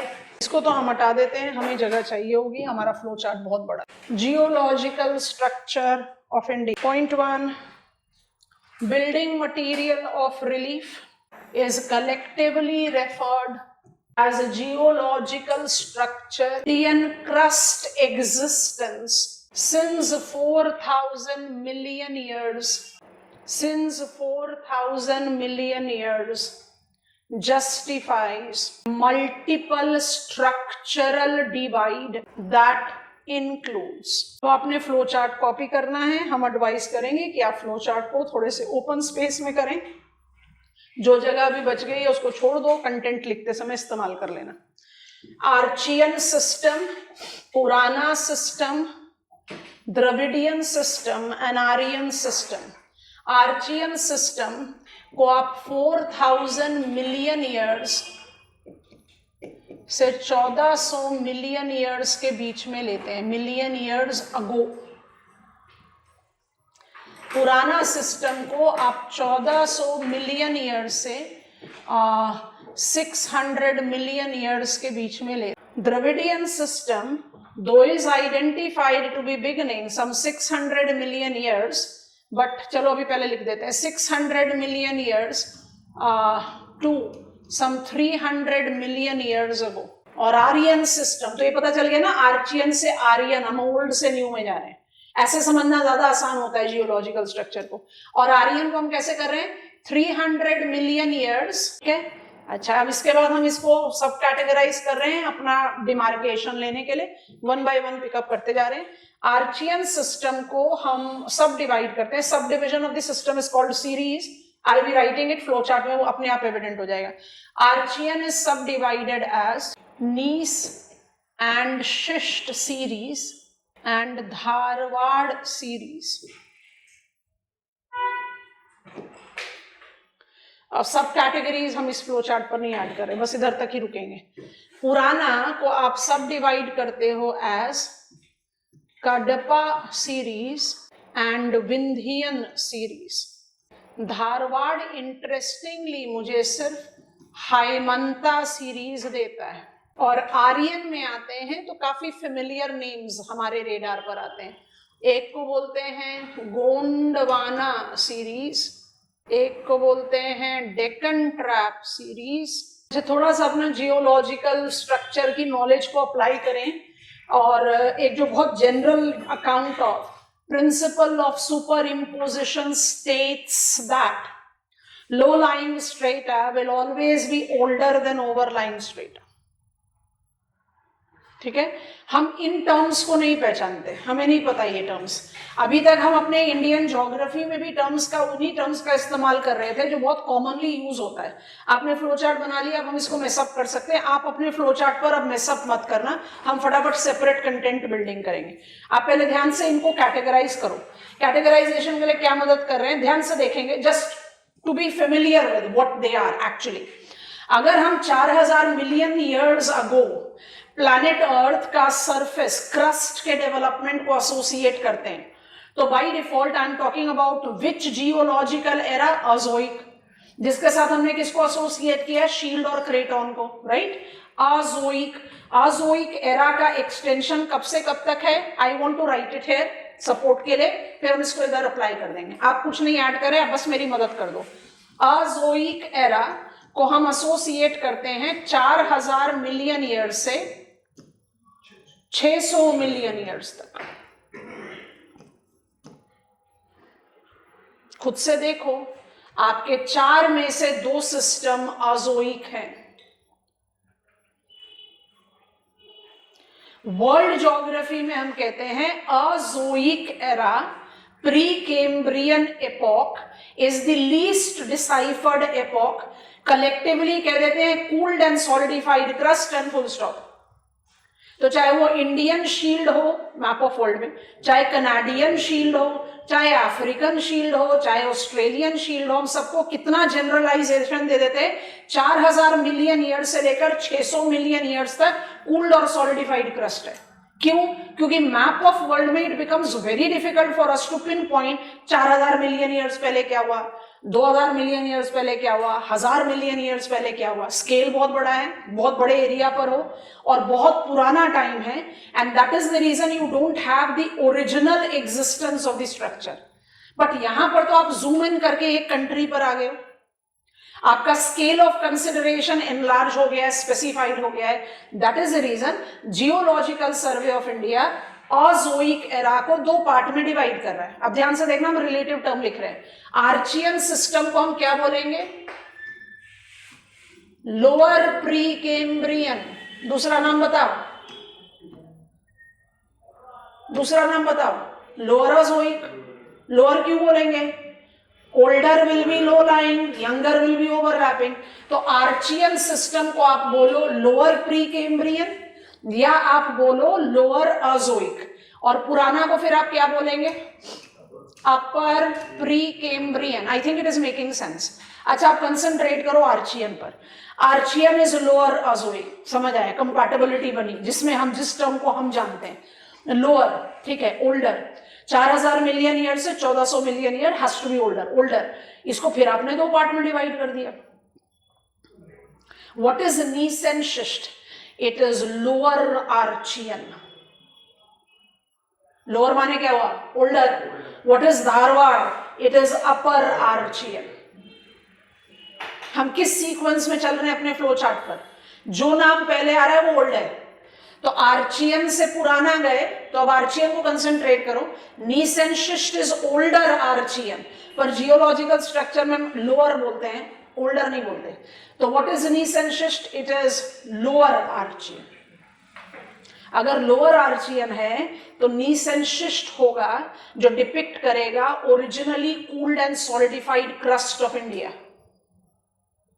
पर originally cooled and solidified crust को तो होना चाहिए ग्रेनाइट एंड बसाल्ट, क्योंकि कूल्ड और सॉलिडिफाइड क्रस्ट क्या होगा, इग्नियस रॉक होगा ना। ग्रेनाइट और basalt is igneous, gneiss and schist are metamorphic. हम इसको कह रहे हैं नीस एंड शिस्ट सीरीज। इसका क्या मतलब है भाई, 4000 मिलियन ईयर्स पास हो गए, ओरिजिनल डायमेंशन में थोड़ी ना रहेंगे rocks, they have got metamorphized. I don't find granite, I don't find basalt, I rather find their metamorphized form called gneiss and schist. तो gneiss and schist theories को क्या नाम दे? लोअर आर्चियन। अब इसी कंटेक्स्ट में आप बाकी सारे नाम बना सकते हैं। धारवाड़ क्या हो जाएगा? अपर आर्चियन। धारवाड़ हुआ अपर आर्चियन। हम ऐसे लिखवाएंगे, जब लिखते हैं हम फटाफट से पॉइंटर्स बनाएंगे, तब कंफ्यूजन नहीं होनी चाहिए नाम में, क्योंकि तब हमारा फोकस किस पर रहेगा? है कहां पर? If I have to write the answer on geological structure, ये सिस्टम है, ये इसका सीरीज है, ये कहां पर है? Full stop. और अगर मुझे इकोनॉमिक जियोलॉजी से इसको अप्लाई करना पड़ेगा तो ये यहां पर है, और कौन कौन से रिसोर्सेस के साथ एसोसिएटेड है वो ऐड करेंगे। तो हम हमेशा एक टेल एंडर ऐड करते हुए चलेंगे, ठीक है? अच्छा, अपर प्री कैम्ब्रियन पुराना, पुराना इज ऑल्सो सब डिवाइडेड इनटू 2 सीरीज। तो आप कडपा सीरीज को क्या बोलोगे? लोअर पुराना। मतलब इंडिया में जियोलॉजिकल स्ट्रक्चर जो सबसे पहले बना वो था नीस एंड शिस्ट, उसके बाद बना धारवाड़, उसके बाद बना कडपा, उसके बाद बना विंध्यन। और ये सब कहां गए? अजोइक। 4000 से 600 मिलियन ईयर। समझ में आ गया? इसका नाम बताओ, कडपा का दूसरा नाम बता दो। लोअर पुराना। इनको ना फेमिलियर कर लो अपने साथ, ताकि आपका कंसंट्रेशन इन नाम के कंफ्यूजन में ना रहे। आपका कंसंट्रेशन मोर इंपॉर्टेंट कहां पर है इंडिया में, कौन कौन से रिसोर्सेस के साथ एसोसिएट करते हैं, उस पर ज्यादा जाए। विंध्यन को हम बोल देंगे अपर पुराना। चलो यहाँ का टास्क खत्म हुआ। एंड टेक माय वर्ड, जैसे ये दोनों सिस्टम खत्म हुए ना, जियोलॉजिकल सर्वे ऑफ इंडिया और जियोलॉजिकल स्ट्रक्चर का मेजर बल्क खत्म हो जाएगा, उसके बाद एकदम फटाफट से इजी स्विंग में चले जाएंगे। अब थोड़ा सा टाइम फ्रेम को एडजस्ट करने के लिए, I am in Dravidian system. Dravidian system शुरू हो गया कब? It started 600 million years. 600 million years से 225 मिलियन ईयर्स तक कौन सा एरा? पैलियोजोइक। हम 225 पर पहुंचे नहीं, 300 पर रुक गए। तो मेजर पार्ट ऑफ पैलियोजोइक है। द्रविडियन क्या है? Palaeozoic major part. कैसे? पैलियोजोइक एरा को हम कैसे डिवाइड करते हैं? 600 मिलियन ईयर्स से 225 मिलियन ईयर्स अगो। आप 600 से 300 मिलियन ईयर्स ले रहे हैं, और 300 million years onwards till date आप आर्यन ले रहे हो। तो आर्यन सिस्टम क्या हो गया? थोड़ा सा दिमाग पर प्रेशर डालो। आर्यन सिस्टम होगा अपर पैलियोजोइक। क्यों? 300 to 225 million years. Mesozoic, Cenozoic and Neozoic. मतलब अगर टेम्पोरल लेंथ में देखें तो आर्चियन का कोई मुकाबला ही नहीं है, पर नंबर ऑफ जियोलॉजिकल एराज देखें तो आर्यन का कोई मुकाबला नहीं है। And what is the rational behind? जितने यंगर स्ट्रक्चर पर जाओगे उतने क्लियरली डिफाइन कर पाओगे ना, ये यहां पर था, ये ऐसे हुआ, ये ऐसे हुआ। जितने ओल्डर पर चले जाओगे वो उतना ज्यादा मेटामॉर्फाइज्ड है, उसका पिन पॉइंटिंग डिफरेंस क्रिएट करना मुश्किल है। आई think it is making sense. तो 300 मिलियन ईयर्स टिल डेट कर लिया, तो पैलियोजोइक आ गया। मेसोजोइक को कब से कब आप पिक करते हैं, जल्दी बताओ? 225 से 70 मिलियन ईयर्स। सेनोजोइक 70 से 1 million years. Neozoic 1 million years से टिल डेट। आगे बात समझ में? अब जो भी कुछ लिखना है जल्दी से लिख लो। फ्लो चार्ट पर ही लिखना चाहते हो तो फ्लो चार्ट पर ही लिख लो, क्योंकि अब हम कंस्ट्रक्ट करेंगे डिटेल्स 1 बाय 1। और जब हम नाम लिखें तो कोई कंफ्यूजन नाम की तरफ से नहीं होनी चाहिए, इसलिए कहा था खुले जगह पर फ्लो चार्ट बनाओ। Give me go ahead once it is done, because Indian names is what we are not compatible with. जैसे ही आप इसको कंपैटिबिलिटी जनरेट कर देते हो with time that we are comfortable with, half of the problem gets resolved. We'll pick up each of the system one by one, identifying where it is, what is its characteristics, और उसी के context में फिर we'll be creating out economic geology में उसका क्या significance है. So let us begin with Archean system. Oldest लिखने की जरूरत नहीं है, is Lower Azoic, developed between 4,000 million years to 1,400 million years. Incorporate two defined series.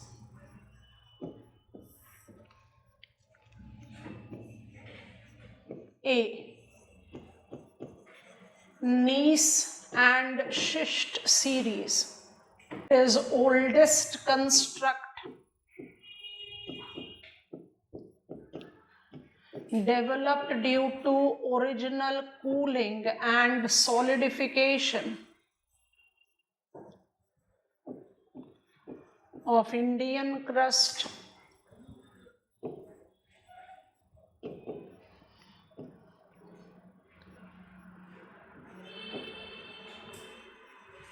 originally. Thus,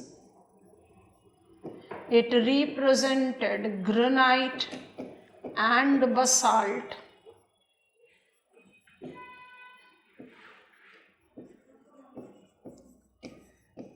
support of degassing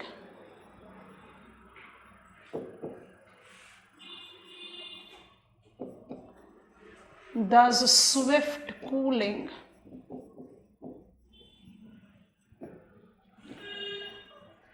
restricted sorting or differentiation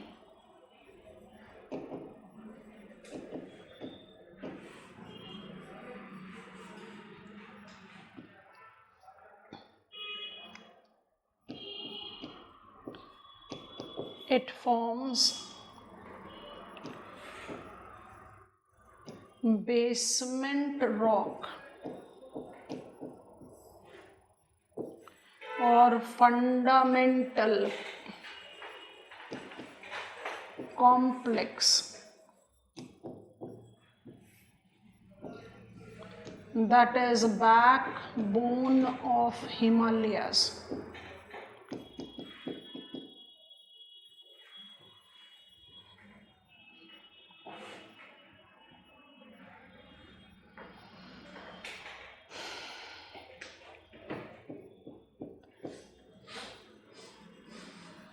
Accounts for more than 2/3 of Indian peninsula. अब इसके बाद नाम शुरू हो जाएंगे, कहाँ कहाँ पर आप इसको एसोसिएट कर सकते हो. पहले आप इसको लिखो, हमें गो अहेड दो. Talking about gneiss and schist series, which can be called Lower Archean series. Lower Archean series एक टिपिकल शील्ड का डिमार्केशन है. वो नाम लिखते ही हम उसके एग्जाम्पल्स लिखना शुरू करेंगे, पर ये सारे पॉइंटर्स मेजरली रिमाइंडर हैं. We are aware of it.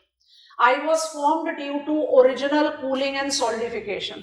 So I become the original complex for Indian crust. When I was formed some 4,000 million years ago, my formation process started, corresponding to the process of formation of Earth's crust. Indian crust अपने formation के बाद कभी भी fully submerge नहीं हुआ पानी के नीचे, इसलिए अपने सरफेस पर मल्टीपल स्ट्रक्चरल कैरेक्टरिस्टिक्स इंप्रिंट करे हुए. 4000 मिलियन ईयर्स पहले कूल्ड एंड सॉलिडिफाइड क्रस्ट जो बना वो उस समय का डेफिनेटली ग्रेनाइट एंड बसाल्ट होगा. तो आप 4000 मिलियन ईयर्स ओल्ड पर पहुंच जाओ. I was formed due to the molten surface cooling and solidifying. तो कूल एंड सॉलिडिफाई करके मुझे इग्नियस रॉक ही बनाना है. I had to be granite और basalt because these are considered to be the commonest example of igneous rock. और भी बहुत सारे हैं, बट हम इग्नियस को सैंपलिंग में हमेशा ग्रेनाइट और बसाल्ट लेते हैं. तो I was formed due to cooling and solidification. पहली चीज, I thus become the original crust of India. Second, when I was cooling, my cooling process was swift. क्योंकि जितने ट्रैप्ड गैसेस थे वो फटाफट एस्केप करके प्रोटो एटमॉस्फेयर बना रहे थे. आप किसी भी हॉट लिक्विड से ट्रैप्ड गैसेस को बाहर निकालोगे तो कूलिंग प्रोसेस एक्सीलरेट हो गई. Degassing is escaping of the gases, enhanced accelerated cooling process, जिसकी वजह से हेवियर सब्सटेंसेस का सेटलिंग टुवर्ड्स इंटीरियर रुका. इसलिए जो आपका ओल्डेस्ट क्रस्ट है उसमें हेवियर सब्सटेंसेस काफी बड़ी मात्रा में मिलते हैं। उसको हम क्या बोलते हैं? Swift cooling facilitated bye degassing, restricted sorting. Sorting क्या है? Gravity transfer of heavier substances in, वो नहीं हुआ। तो जो मेरा शील्ड है, अभी हमने टर्म शील्ड इस्तेमाल नहीं किया, जो मेरा original gneiss and schist lower Archean है वो मेटालिक एसिड्स के साथ एसोसिएट किया जाना चाहिए, हेवी मिनरल्स के साथ। क्यों? सॉर्टिंग इफेक्ट नहीं आया यहाँ पर। इसको हम बैकबोन ऑफ हिमालयाज बोलते हैं, बड़ा इंटरेस्टिंग टर्म है। बेसमेंट रॉक बोलते हैं, फंडामेंटल कॉम्प्लेक्स बोलते हैं। बेसमेंट बोलना, फंडामेंटल बोलना समझ में आता है क्योंकि बाकी सारी डेवलपमेंट नीस एंड शिस्ट के ऊपर ही हुई। बैकबोन ऑफ हिमालयाज क्यों बोलते हैं? अगर नीस एंड शिस्ट सीरीज नहीं होता और उसके बाद डेवलप हुए बाकी स्ट्रक्चर नहीं होते तो डेफिनेटली क्या कंप्रेस करता है यूरेशिया से टू फॉर्म हिमालयास? एक रीजन ये, और दूसरा हिमालयन बिल्डिंग मटेरियल में कुछ मटेरियल तो पेनिनसुला से भी आया ही होगा। तो मेरे पास दो रीजन है इसको बैकबोन ऑफ हिमालयास बोलने के लिए। एक थोड़ा सा आउटसाइड कंटेक्स्ट एग्जांपल दे तो मेरे ख्याल से आप सबको बड़े आराम से याद आएगा।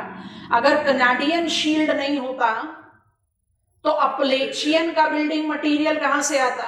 अगर कनाडियन शील्ड और अपलेचियन नहीं होते तो क्या ड्रिफ्ट करता westward to create the converging destructive boundary with Pacific? तो वेस्टर्न कॉर्डिलेरास नहीं बनते, और वेस्टर्न कॉर्डिलेरास नहीं बनते तो मिसोरी जैसी रिवर नहीं बनती, तो फिर क्या बनता? नॉर्दर्न प्लेन्स, सेंट्रल लोलैंड बोलते हैं, central lowland and Mississippi Missouri delta नहीं बनता।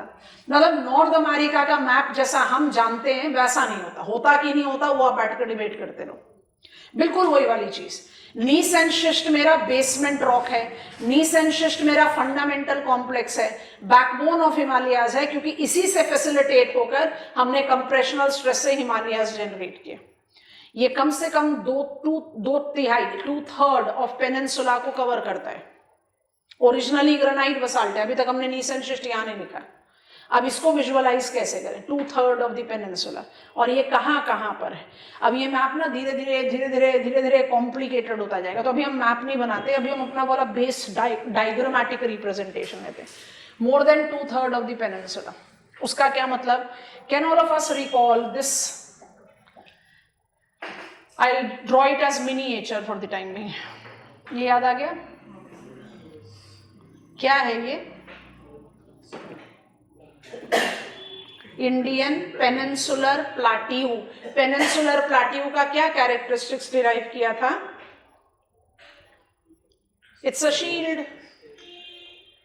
इंडियन शील्ड है ना, आजोइक टाइम में बना हुआ है।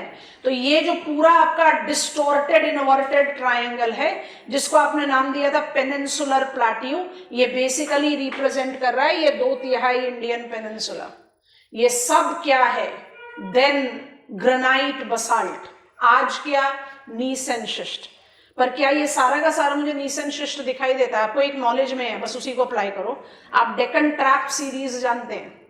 डेक्कन ट्रैप सीरीज कब बना? आर्यन। कहां गया? ये रहा आर्यन।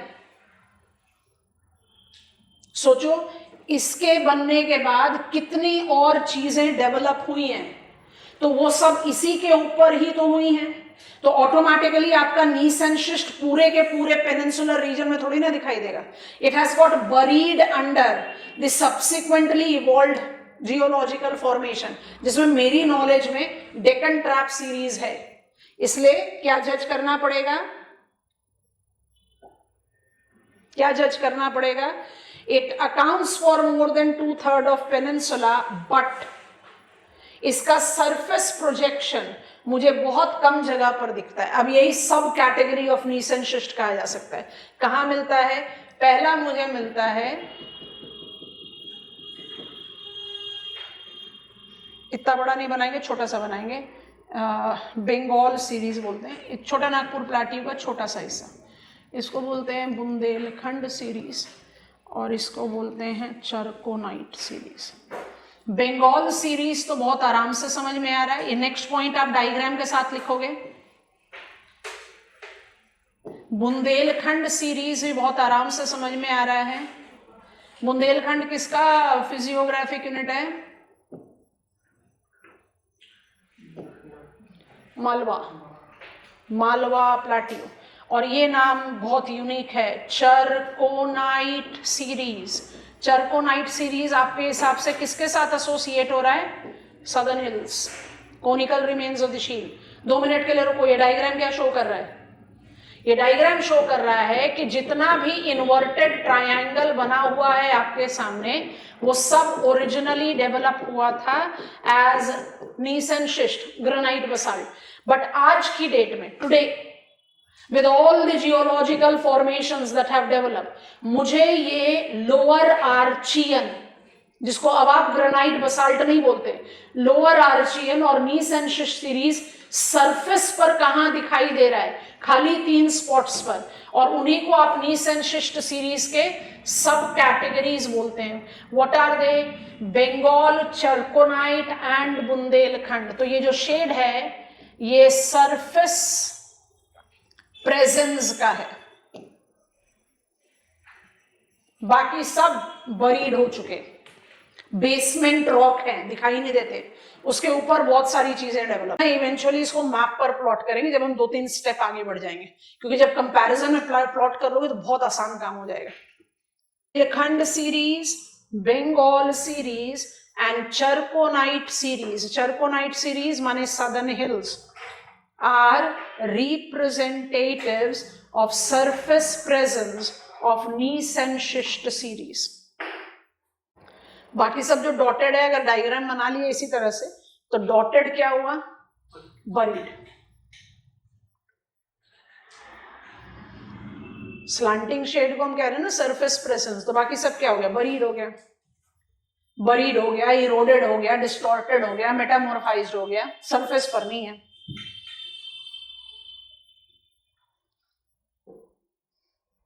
पकड़ में आ रही हैं चीजें? अच्छा, अब इसको इंप्लाई करेंगे। अभी तक हम इसको कह रहे हैं granite basalt, granite basalt, but granite basalt थोड़ी है, इसका नाम तो नीस एंड शिस्ट है। तो एक चीज तो समझ में आ गई, 4000 million years have passed by, it is no longer present on surface as it developed, and its surface presence is in very limited area of its original expanse, जो डायग्राम से बड़े आराम से मुझे समझ में आ गया। इसी के साथ आप दूसरी चीज ऑटोमेटिकली ऐड कर सकते हो, gneiss and schist being lower आर्चियन, यहां पर लिख रहे हैं, इसी के आगे का पॉइंटर बना लेते हैं, gneiss and schist being lower आर्चियन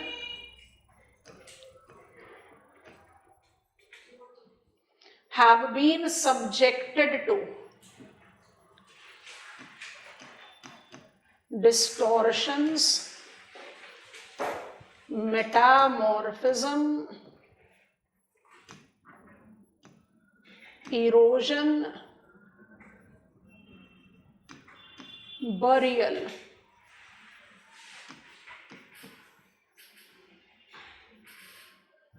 ठीक है, not just having restricted surface presence, जो आप मैप में बना चुके हो, but also lost of its original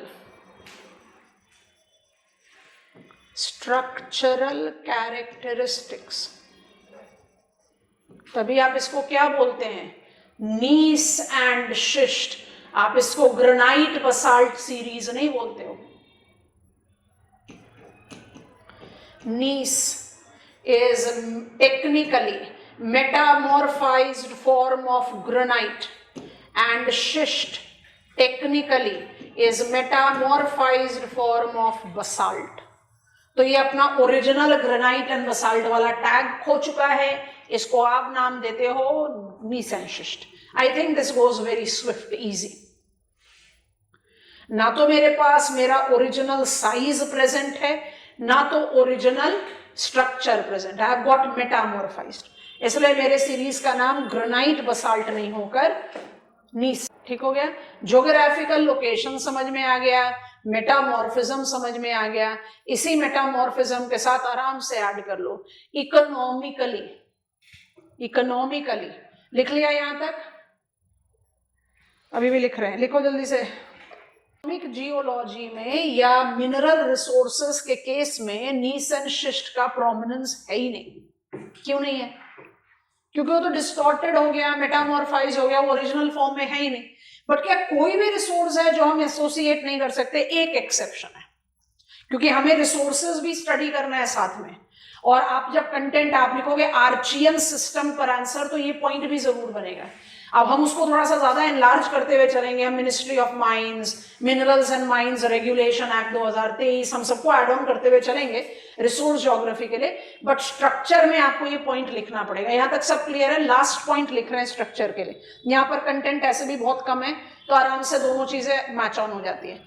Now because I have metamorphized, I have lost my original, dimension भी लूज कर गए और ओरिजिनल स्ट्रक्चर भी लूज कर गए। उसी के कंटिन्यूटी में आप क्या ऐड कर सकते हो? ये हमेशा हमारा स्टार मार्क एक्सटेंशन रहेगा। तो I am adding star mark in economic geology. Economic geology का क्या मतलब होता है? Resources. It is of least importance, but importance है, ऐसा नहीं कि नहीं है। और उसी को प्रूव करने के लिए हम क्या कर रहे हैं? Muscovite mica. माइका के दो वेरिएंट होते हैं, एक मस्कोवाइट होता है, एक बायोटाइट होता है।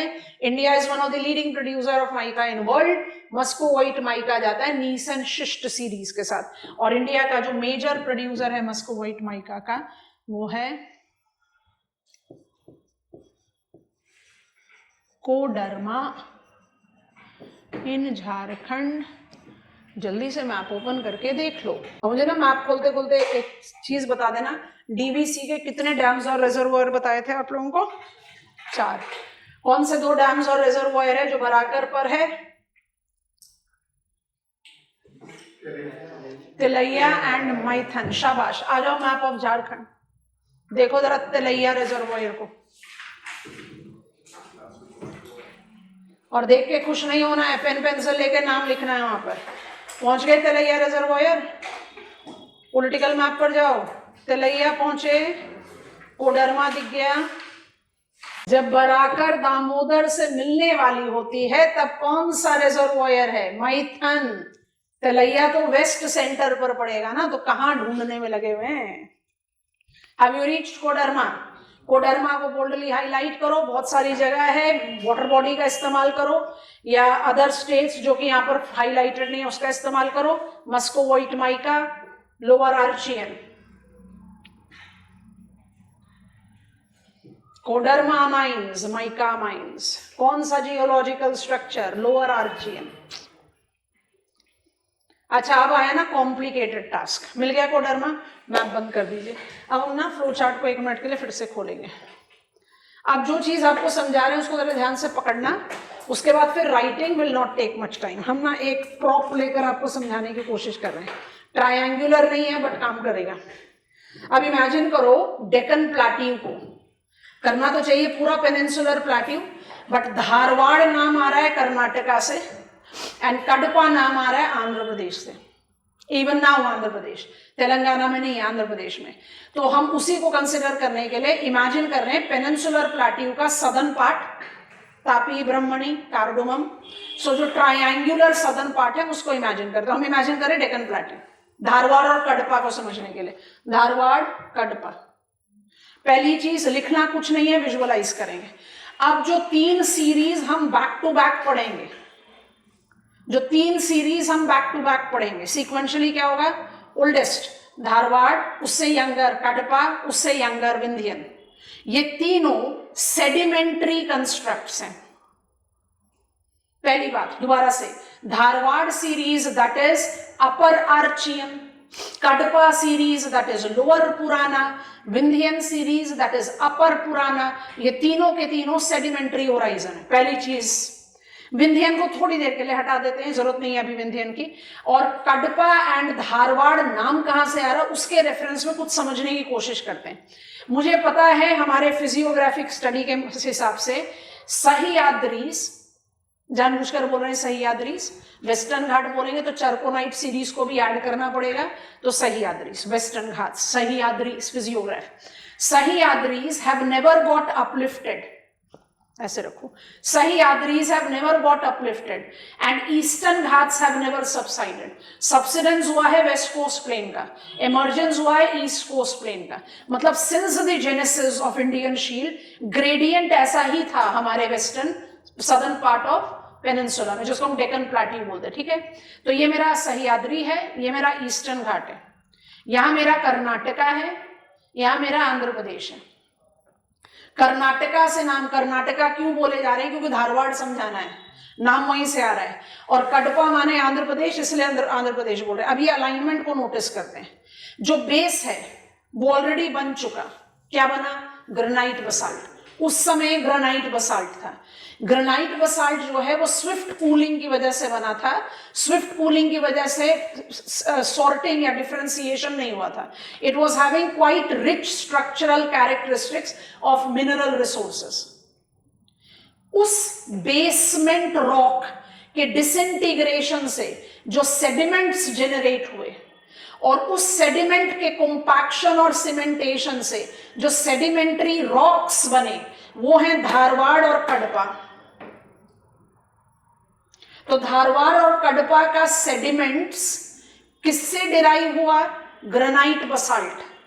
किसमें रिच होगा, metallic assets, ferrous, non ferrous, precious होना चाहिए। तो Dharwad Adobe of metallic resources. हम जितने भी मेजर आयरन और manganese, gold, silver deposits of country की बात करेंगे, वो सब धारवाड़ के साथ जाएगा, फॉलोइंग धारवाड़ कडपा। क्योंकि ultimately Dharwar and Cuddapah are majorly developed over gneiss and schist base. हम जानबूझकर चेंज कर रहे हैं, over granite and basalt base. Granite basalt तो मेटामॉर्फाइज होकर नीस शिस्ट हो गया, पर उसके डिसइंटीग्रेशन से जो सेडिमेंटरी रॉक्स बने, they have got that rich metallic assets with them. अब पकड़ो धारवाड़ वर्सेस कडपा, सिमिलैरिटी क्या, both of them are sedimentary rocks. Similarity क्या, both of them are sedimentary rocks that have developed their sediments from disintegration of then granite and basalt. Similarity क्या, both of them thus are very rich in their structure when it comes on to metallic acids. Difference क्या, Dharwad means Karnataka, gradient को लगातार emphasize कर रहे हैं, and Kadapa means Andhra Pradesh. Coastal planes नहीं है, आप अजोइक टाइम पर हो।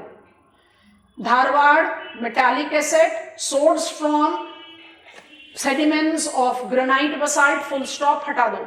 Kadapa transgression effectivity of sea. Life marked up its first development in aquatic environment. Transgression effectivity of sea makes Kadpa series, younger sedimentary rock, more diverse in its minerals. It includes non-metallic assets also. Dolomite, limestone can be applied with Kadpa, cannot be applied with Dharwad. Iron, gold, manganese can be applied with Kadpa. तो Kadpa क्या हो गया, metallic as well as non-metallic, और धारवाड़ क्या हुआ, dominantly metallic, with a point to be kept in mind. Resources are not they become. क्योंकि मेरे पास Dharwad series का एक एग्जाम्पल जियोसिंक्लाइनल है। अरावली को हम अरावली क्रेटॉन बोलते हैं। आप बोलोगे अरावली क्रेटॉन कैसे हो सकती है, अरावली तो ओल्ड फोल्ड माउंटेन है, क्रेटॉन बनने के लिए मुझे अजोइक होना चाहिए। तो हम उसको फिजियोग्राफिकली क्रेटॉन नहीं बोलते, स्ट्रक्चरली क्रेटॉन बोलते हैं, क्योंकि अरावली का सारा बिल्डिंग मटेरियल कहां से डिराइव हुआ, देन ग्रेनाइट एंड बसाल्ट के डिसइंटीग्रेशन से। इसलिए एनसीईआरटी का statement, Rajasthan rock system is Adobe of non ferrous metallic resources. आप राजस्थान को छोड़ो ही मत, जब बात हो लेड एंड जिंक की, जब बात हो सिल्वर की, और आप राजस्थान को मेजरली अप्लाई करके बाकी मध्य प्रदेश और झारखंड को भी हम इंक्लूड करेंगे when it comes on to the reference of copper. Rajasthan is major producer of copper, but Rajasthan is precisely only producer of lead and zinc and silver in the country. तो ऐसा नहीं है, ये सोचना ही गलत है, पर समझने की कोशिश करना पड़ेगा ना कि जब हम कह रहे अच्छा धारवाड़ नाम आ रहा है कर्नाटका से, क्योंकि टिल टुडे जो सबसे बड़ा एरिया हमने डिस्कवर किया है विच क्वालिफाइज टू बी अपर आर्चियन, वो कर्नाटका में है, धारवाड़ में, but that doesn't mean it is only in Karnataka. वो मुझे उन सारे शील्ड एरिया में मिलेगा जहां ट्रांसग्रेशन ऑफ सी नहीं हो पाया। तो धारवाड़ कर्नाटका में भी है, वो छत्तीसगढ़ में भी है, वो छोटा नागपुर प्लाट्यू में भी है, इज इक्वल टू वो धारवाड़ क्रेटॉन है, वो Bundelkhand which is also related to Bastar Craton, related to Singhbhum Craton. It is also identified with Aravalli Craton and Meghalayan region. Structurally तो मेघालय भी है, छोटा नागपुर का ही तो एक्सटेंशन है, but resources are not, they become, Meghalaya तो काउंट होता ही नहीं रिसोर्स मोबिलाइजेशन के लिए। रीजंस बहुत सारे हैं, Garo, Khasi, Jaintia, tribal, autonomous districts, and then Nokrek map site आप ऑलरेडी जानते हैं, and then forest rights act 2006। There are many complications which have by default restricted economic mobilisation. समझ में आया है? अब इसको कैसे जज करें? अब हमने जो आपको मैप बनाकर, डायग्राम बनाकर दिखाया, अभी मैप नहीं बनाया है। अगर मुझे इसी मैप पर, इसको थोड़ा सा सेंटर स्टेज पर डालें, अगर मुझे इसी मैप पर धारवाड़ को प्लॉट करना है, अब आप खुद से देखते जाओ आप करते क्या जा रहे हैं। आप नीस एंड शिस्ट का जो बरीड पार्ट है उसको आप बड़ी स्पॉन्टेनियसली बरी कर दोगे। जो आपका धारवाड़ पॉइंट है उसको आप कैसे जस्टिफाई करोगे? Let me be very different. Dharwar आ रहा है नेम कर्नाटका से, जहां एलिवेशन है, तो I will be taking it up with Bangalore, Mysore, table land. Malnad पर नहीं जा पाएंगे क्योंकि बना तो वो धारवाड़ था, बट फिर ट्रैप हो गया ना, है ना। तो जब हम आपको रिसोर्स प्रोड्यूसिंग एरिया बताएंगे तो आपको अपने आप पता चल जाएगा मलनाद की लोकेशन कहां पर गई। छोटा छोटा वेस्टर्न पैच जरूर मिलेगा बट लार्जली नॉट। उसके अलावा आप कहां लेकर जाओगे? बस्तर क्रेटॉन। उसके बाद आप कहां लेकर जाओगे? ये पूरा बेल्ट, ये पूरा belt, barring the exception of your Tilaiya Koderma. क्या हुआ? ये सिंघभूम क्रेटॉन। फिर ये अरावली क्रेटॉन। आप बोलोगे Aravalli craton not on but in geosyncline which eventually folded to become. आप क्या पढ़ रहे हो? स्ट्रक्चर, आप रिलीफ नहीं पढ़ रहे। तो अजोइक डिपोजिशन ही तो पैलियोजोइक में फोल्ड हुआ होगा। और इसके अलावा इट इज ऑल्सो हेयर। ये सब क्या है? धारवाड़। और जहां लो लाइंग था, जहां पॉसिबिलिटी ऑफ ट्रांसग्रेशन ऑफ सी था, वहां पर क्या जनरेट हुआ? कडपा। कडपा को कैसे मार्क करें? चलो ऐसे मार्क करते हैं। अभी थोड़ा नहीं भी समझ में आया तो कोई प्रॉब्लम नहीं, जनरल ओवरव्यू ले रहे हैं। आंध्र प्रदेश सिंघभूम क्रेटॉन और बस्तर क्रेटॉन के बीचों बीच पकड़ना है। मध्य प्रदेश, ईस्टर्न महाराष्ट्र, छत्तीसगढ़, ये कंट्री का मैंगनीज नोड है। नागपुर, बंदारा, दुर्ग, भिलाई, बालाघाट, मध्य प्रदेश, तो ये आपका बड़ा मेजर नोड है। You identify it there. You also correlate it with छोटू सा location with Odisha, northern Odisha. Garjat hills तो चला गया किसके साथ? सिंघभूम क्रेटॉन। उसके इमीडिएट साउथ में, साउथ वेस्ट में you have got a small patch that can be correlated with Kadapa. कहां पॉसिबल है? जहां पर ट्रांसग्रेशन इफेक्टिविटी ऑफ सी है। तो ऐसे सोचो, छत्तीसगढ़ में सदन है दंड करने एलिवेटेड, नॉर्थ क्या है? कंपैरेटिव लो लाइंग है। तो जो सदन दंड करने आ गया उसको आपने किस में डाल दिया? बस्तर क्रेटॉन, धारवाड़। और जो नदन है जिसको आज आप कहते हो महानदी बेसिन, उसको आप किस में डाल रहे हो? Kadapa. Durg, Bhilai is located there. Are you getting it? Eastern Maharashtra, Nagpur is called mini Mumbai. Why it is called mini Mumbai? Because it has got everything that I can associate with Mumbai, barring the exception of Mumbai's port location. और नागपुर में industrial triggering factor क्या है? अभी हमारे radar पर आया, manganese, eventually add करेंगे कोल। तो ईस्टर्न महाराष्ट्र में ट्रैप कंट्री वीकर है, तभी आपके पास कडपा है। तो Cuddapah name comes from here, Dharwar name comes from here, but it doesn't mean it is only there, and it doesn't mean that today we know it where it is full stop. There can be new location discovered about these series. और विंध्यन कहां जाएगा? आप कौन से era में हो? अजोइक। विंध्यन कब बना? Palaeozoic. It's old block mountain. Vindhyan को आप यहां एसोसिएट करते हैं, you related to this location. ये आप बोलोगे ये विंध्यन थोड़ी होगा, ये विंध्यन भी होगा, सतपुरा भी होगा, and of course with Aravalli also. I do have some Vindhyan construct with Aravalli. Bundi, Kota, Sawai Madhopur सब लाइमस्टोन विंध्यन सीरीज के।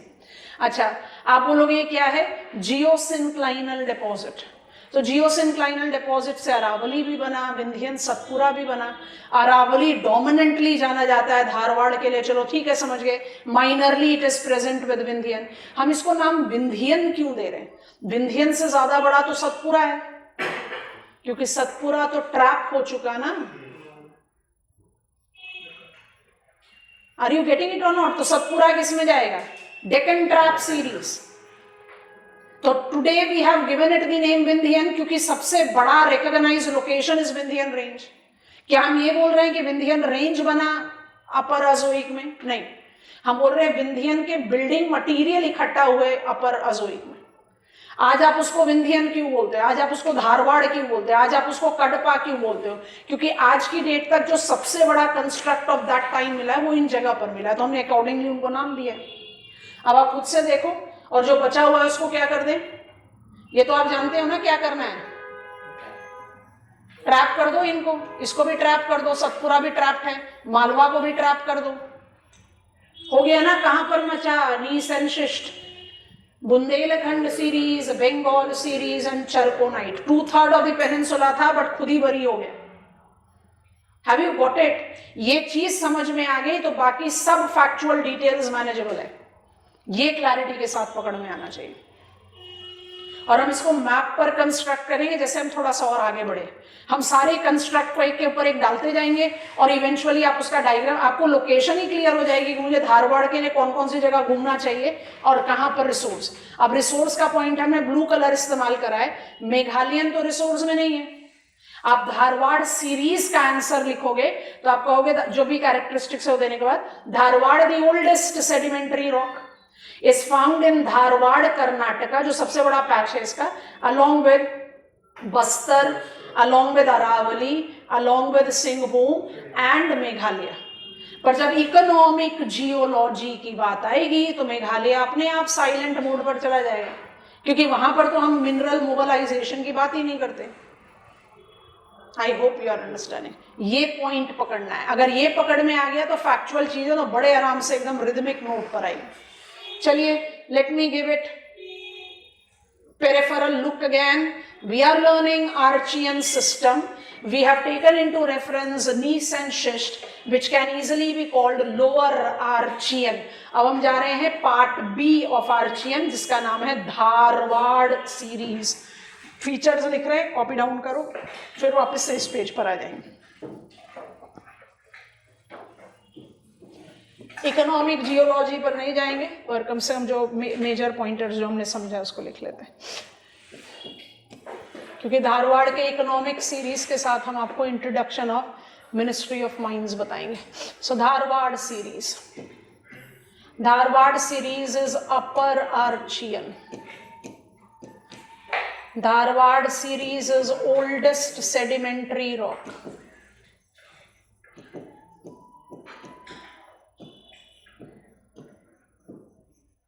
It by default is derived from sediments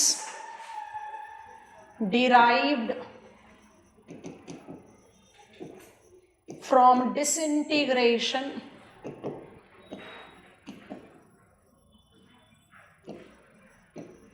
of granite। अब हम जानबूझकर ग्रेनाइट बसाल्ट लिख रहे हैं, बसाल्ट। यस नो, जब डिसइंटीग्रेशन होता तो ग्रेनाइट बसाल्ट था ना, आज है ना gneiss and schist. Economic geologically economic geologically आज नहीं पिकअप करेंगे, ज्योग्राफिकली आज पिकअप कर लेते हैं, थोड़ी सी मदद कर देना। ज्योग्राफिकली हम Dharwar, the oldest sedimentary rock developed from sediments derived from disintegration of then granite and basalt को कहां प्लेस करते हैं? Geographically it is identified as Dharwar craton, Singhbhum क्रेटन,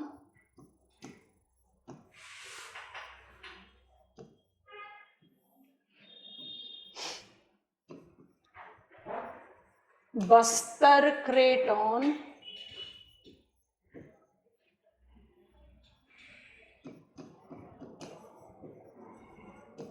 Aravalli क्रेटन,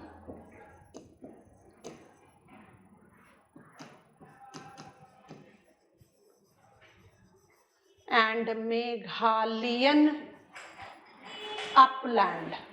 क्रेटन नहीं लिखेंगे यहां पर। अरावली को स्टार मार्क के साथ क्यों डाला है? क्योंकि ये जियोसिनक्लाइनल है।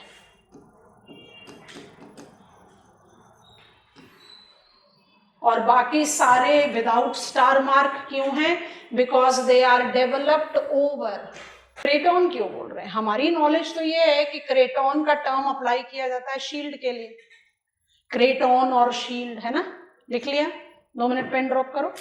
क्रेटन और शील्ड टर्म जो है वो सिनोनिमस हैं और किसके लिए इस्तेमाल किए जाते हैं? Original pooled and solidified crust.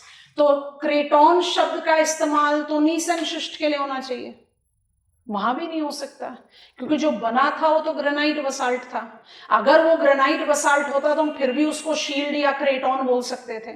हम धारवाड़ को क्रेटन क्यों बोल रहे हैं?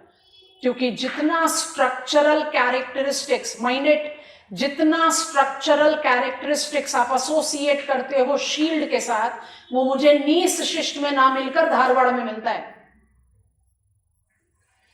और मेघालय में क्योंकि आप उस स्ट्रक्चरल कैरेक्टरिस्टिक्स का इकोनॉमिक मोमेंटम नहीं पाते हो, इसलिए आप उसको अपलैंड करके छोड़ देते। Write down with a star mark why these constructs are called craton in spite of the fact that the term craton is applied with the shield. These are called craton, that is synonymous to shield, because they are structurally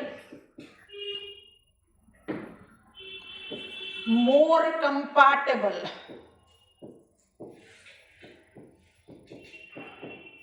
to shield. समझ में आ गया कि नहीं? Minor चीजें हैं but बहुत important है।